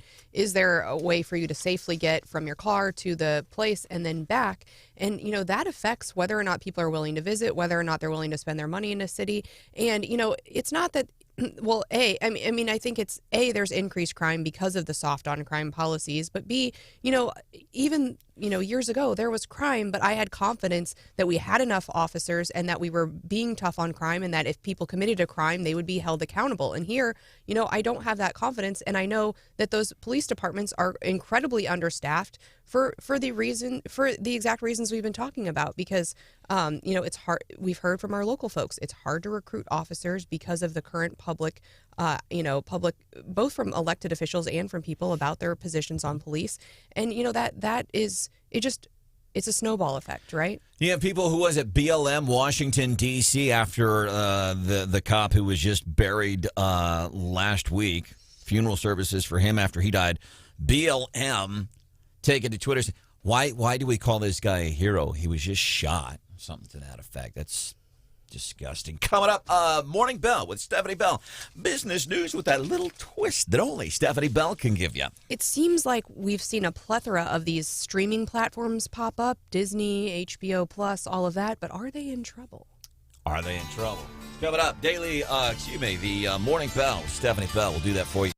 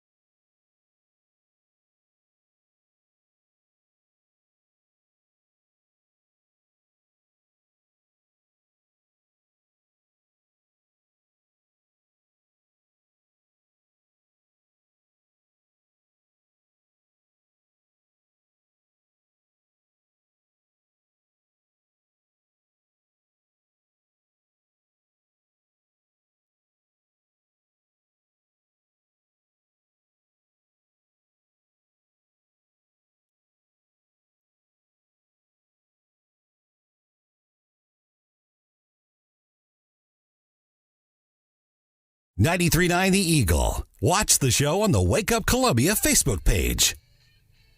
Rewarded and they feel like they're in a good spot. I mean, I personally work. I have like a 25 hour work weeks, which I think is fairly good. I'm a dog walker. I'm 30. I love working with dogs. If I had to do this for the rest of my life, I wouldn't be super complaining. Dogs are wonderful animals. But I would love to teach.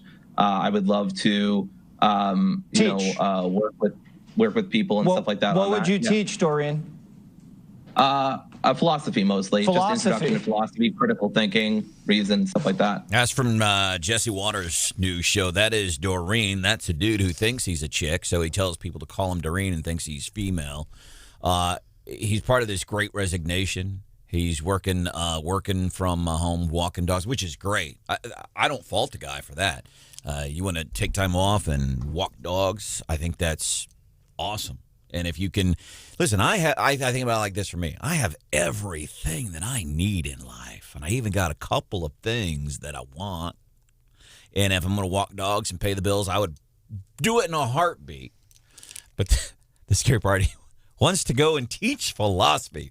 Welcome into the show. This is Wake Up Columbia. Right now it's 8:28. Time for the Morning Bell with Stephanie Bell. Business news with that little twist that only Stephanie Bell can give you. So are these streaming platforms in trouble? So I think years ago people were like, I'm going to cut the cord. I'm going to save all this money by canceling my cable and signing up for these things. And then it turns out that in order to watch all your favorite shows, you have to sign up for like 8 different streaming platforms. And I mean, how many people would raise their hand that they might actually be paying more based on cell phones, internet, and streaming services now than they ever were? But still, these streaming platforms, I think they just announced price increases recently because they are struggling a bit. And one of those reasons is, they're constantly having to churn out new content, but people are smart. So they're like, oh, they got my favorite show. I'll sign up, I'll binge it, and then I'll cancel my subscription.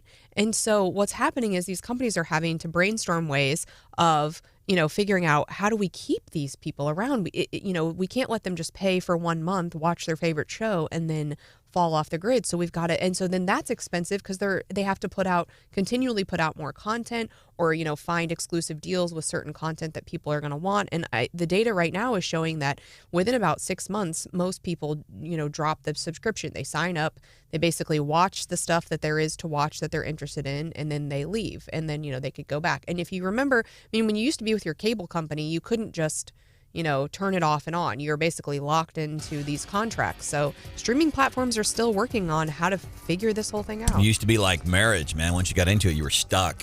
Couldn't. Oh. I have nothing against marriage. You weren't stuck for very long. No, I got out twice. I got out of those contracts. Coming up, 8:35. Marriage is a wonderful institution. It really is. Find somebody you're happy with and do it for the rest of your life. Coming up, 8:35, ranked choice voting and libertarians.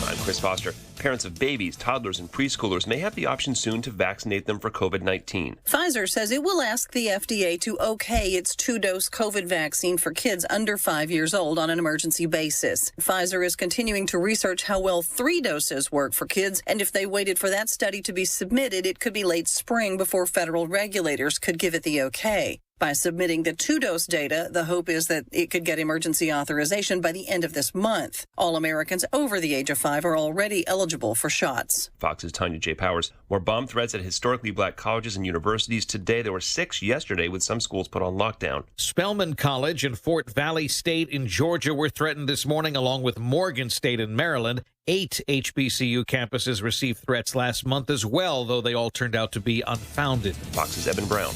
America's listening to Fox News.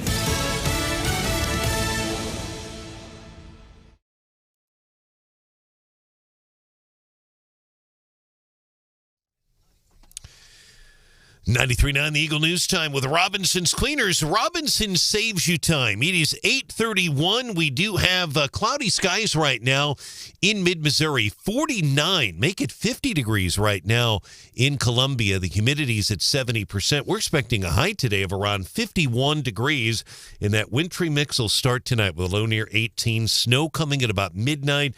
And then snow all day Wednesday on and off and most of Thursday morning as well into the early afternoon. And again, we'll keep you posted on that. Here's some of the stories we are working on for you at this hour on the Eagle. The National Weather Service has issued a winter storm warning for the entire listening area starting at 9 tonight until 6 Thursday evening. That warning will impact Columbia, Fulton, Boonville, Ashland, all of mid-Missouri.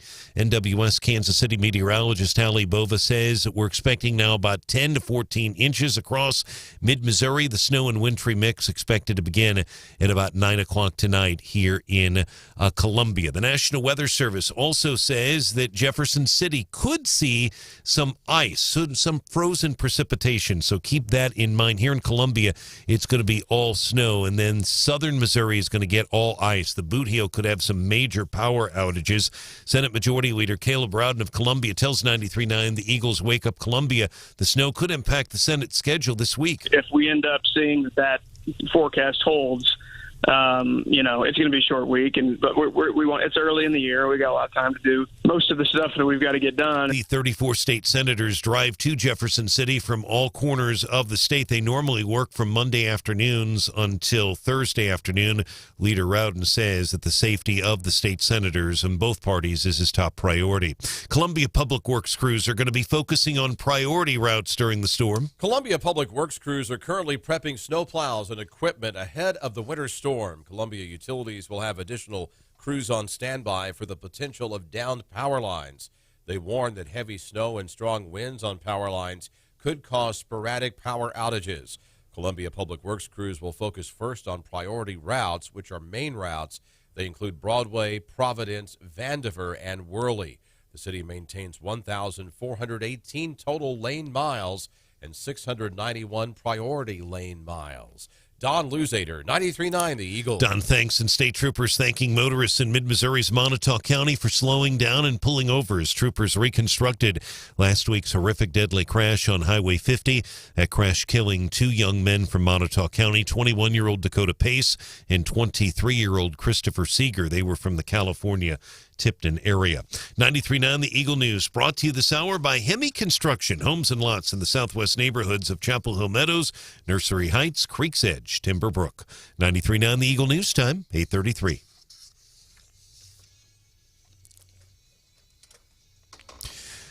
Turning our attention now to sports. Mizzou's softball team picked to finish 5th in the SEC by the league's coaches. Tigers finishing 4th in the regular season in 2021. They were picked to finish 8th last year. 93.9 The Eagle Sports brought to you by Witt Print Shop, where your printed products are so much more than ink and paper.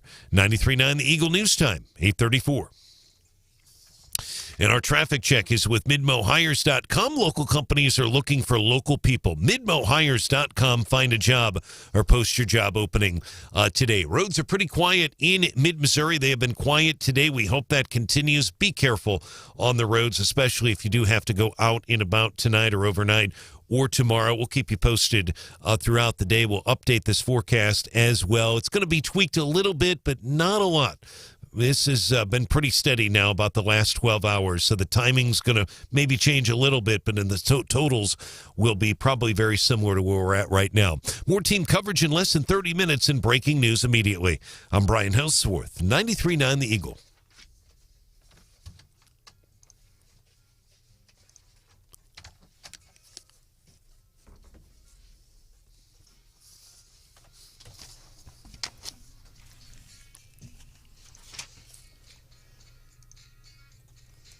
My name is Johnny Knoxville, and this is Roller Buffalo. You can't roller skate in a buffalo herd. Stephanie, do you know how Roller Buffalo works? No. From the Jackass movies, Johnny Knoxville puts on some roller skates and goes out and tries bullfighting in a muddy pen with roller skates. Hauswirth, isn't this something you want to see? I'm sure if I had time. Yeah. Actually, when I'm hearing that gentleman sing there, I thought that was Roger Miller for a second. It probably is. Singing the song. That's Johnny Knoxville getting clobbered. Wow. And I could be wrong on that, but it does sound like Roger Miller, who was a big, big star back in the 1970s for sure. If any early 80s. And for folks that know the goodness that is the Jackass movies, this will be the fourth one. First one 20 years ago. Hard to believe was the first one that came out 20 years ago. But isn't he just like getting clobbered the whole time? So like 20 years later, So I'm starting to wonder that even by the third one, it's like, okay, there's some new, some of the gross stuff, which me, I'm not a fan of that kind of stuff. It does get old. So I would like to see, okay, is there anything new? Because you only get kicked in the groin so many times, and it's funny, ha, ha, ha, or get, a surprise punch. But here's how we enhance it. As a matter of fact, here, I'll take it one step better. Like, we get a whole bunch of us dudes, get people sign up via text, 874-9390. Maybe we get Zimmer to buy us, 50 tickets to the movie theater, and we all go with Brian Hauswirth and watch his reaction to the movie.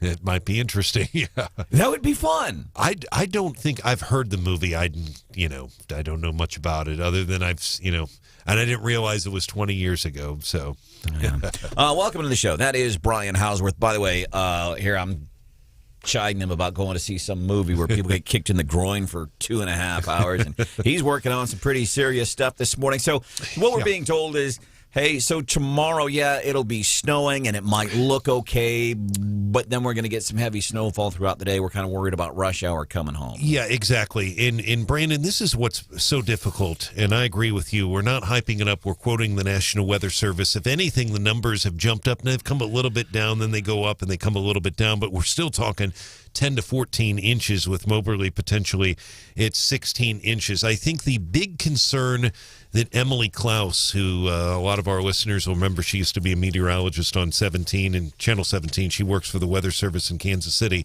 National Weather Service.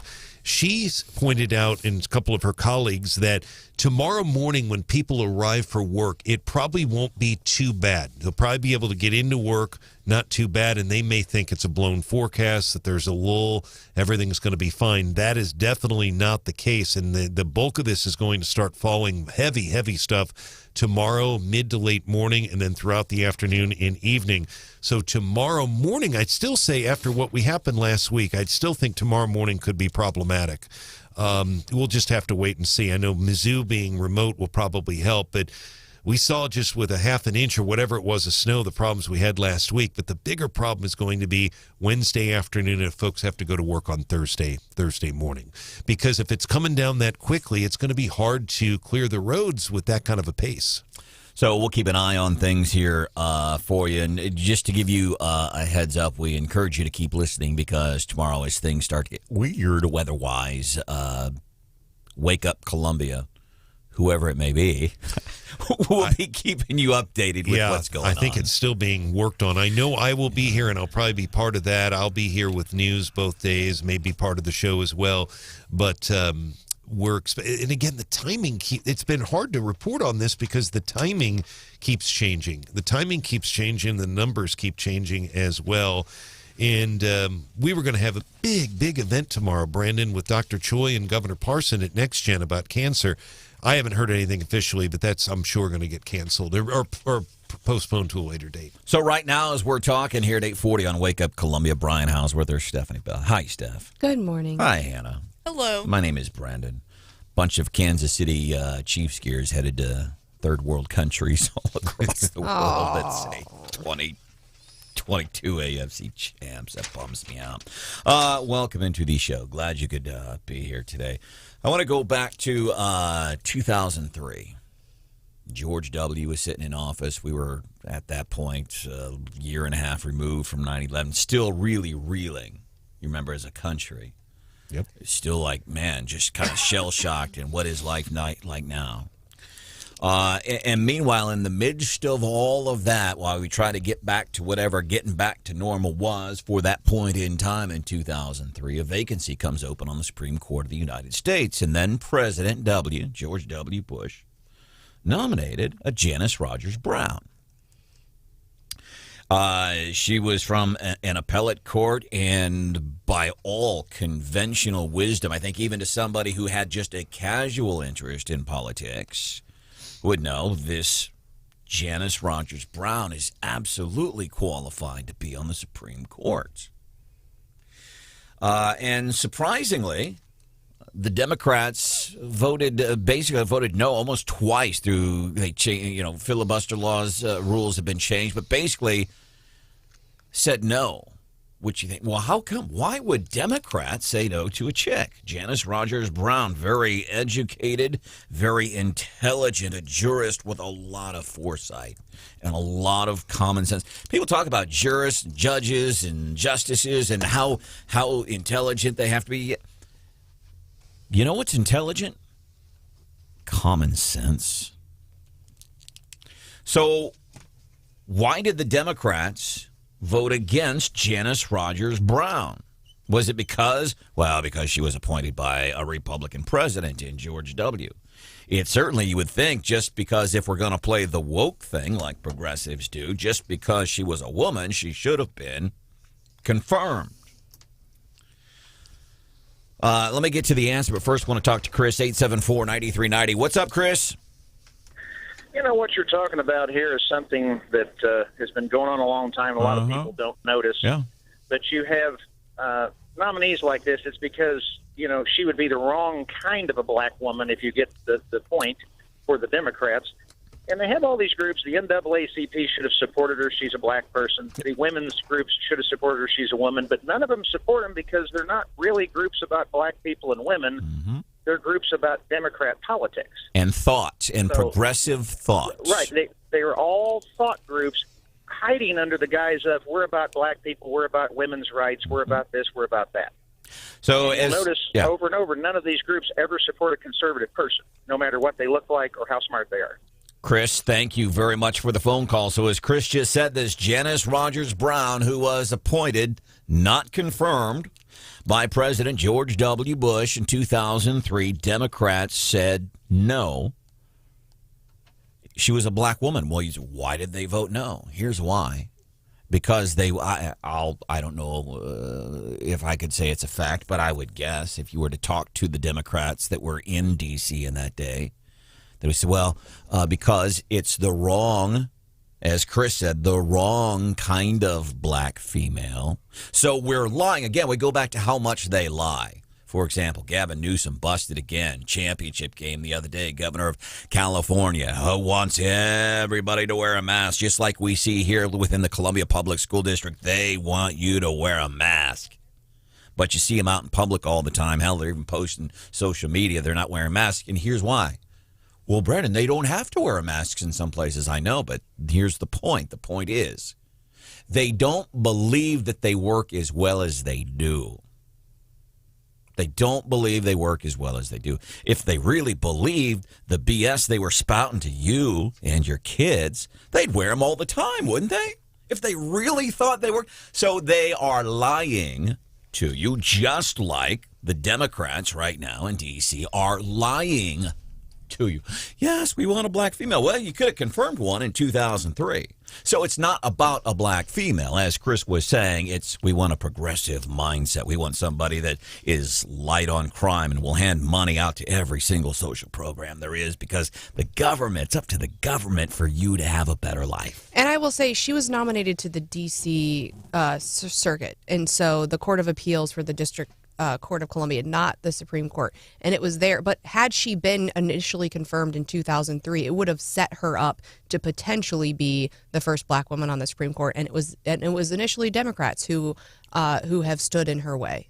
I'm not a big fan of cliches, but we say virtue signaling. We're going to do this, whether it's right or wrong, we're going to do it. It's whether we're going to appoint a black woman or we're going to make you wear masks. I remember when I was working Top 40 Radio, one of the times Michael Jackson got accused of being inappropriate with little boys.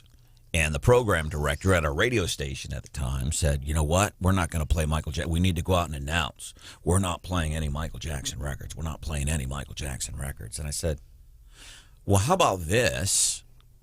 How about you just quit playing them? Well, we need to let people know. And I said, why?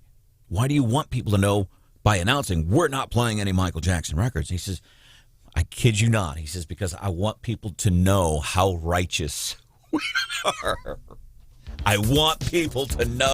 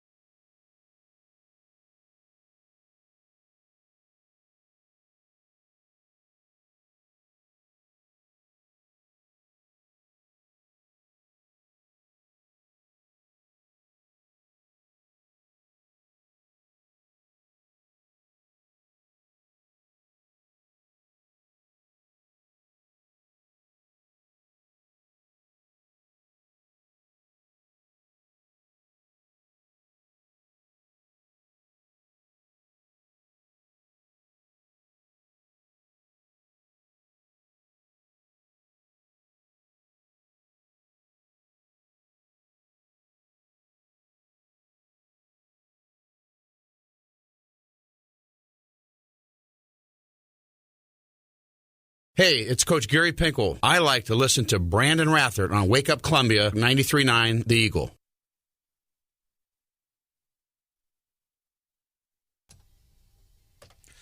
Coming up, getting ready for the Gary Nolan Show here on 93.9 The Eagle, on 93.9theeagle.com, where you can listen live. Yesterday, we had Dave Rowland on the show. He is from the Freedom Center. We were talking about ranked choice voting, kind of an interesting conversation. We got a great question from that, but kind of bottom line, ranked choice voting. Well, in a nutshell. Well, you can. So you would vote just like normal. I mean, you would be able to rank your candidates, but if one candidate got a majority, then you wouldn't bother to go to the second place. The difference is, and I think in here, you would get the 4 top candidates in ranked choice voting, and then if there wasn't a majority among, with respect to the first vote, then you would start down ballot counting the ranked choice voting. It would substantially change the way we do voting now. Yeah, but on the first vote, if somebody gets the majority, then they still win. Does that make sense? Kind of. Okay. So it's a lot to get our head around. But somebody brought up the interesting, and Dave Rowland is for this. Where I am right now, no, because, and maybe I'll do more research and maybe I will evolve on it.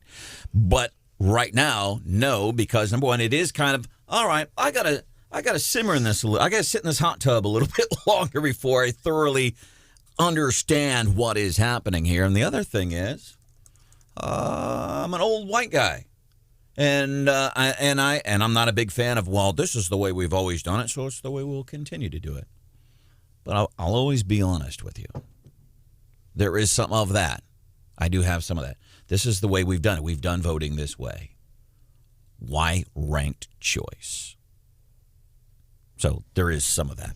Yeah, and I think, what we heard from him yesterday, and there seems to be this fundamental disagreement in that, Republicans right now are writing op-eds, and I think it was published in the Missouri Times about, this is going to moderate Republican candidates because you no longer have, because there's no Republican primary, you no longer have an incentive to, be the conservative candidate to get those votes in the Republican primary. Rather, you have the incentive to appeal to a broader base and get, all of the first choice votes you can get, as well as all of the second choice votes, not only from Republicans, but from Democrats too. So it will moderate, it will, give more weight to people who can get a broader base of support or who are more moderate. And Republicans and the elected Republicans now in the state house are saying this is bad, this is bad. We don't want more moderate candidates. And what we heard from Rowland yesterday was that's exactly the point. We shouldn't have, these polarized candidates fighting it out at the end. We should be finding, and he said he didn't take that as a criticism at all, and that, we are too polarized, and that finding someone who has a more broad base of support is better. And those aren't, and that's not a disagreement about the way the amendment works. Those are, philosophical differences about what candidates we should be electing in Missouri. It's like saying, this is interesting. You talk about philosophical differences. There's a lot of talk about SEPA and I think the misunderstanding amongst a lot of people I hear talking about it. I don't think anybody's disputed the legality of the Second Amendment Preservation Act. I don't know of anybody who's disputed the legality in a serious fashion. Where I think the misunderstanding comes in, from what I hear from a lot of people, is how it's affecting law enforcement. Yeah, it's legal, but real life terms, how is it? And talk to people. Don't talk to me. Don't get my opinion. Talk to people in law enforcement and how it's affecting them. And I think that's that fundamental misunderstanding.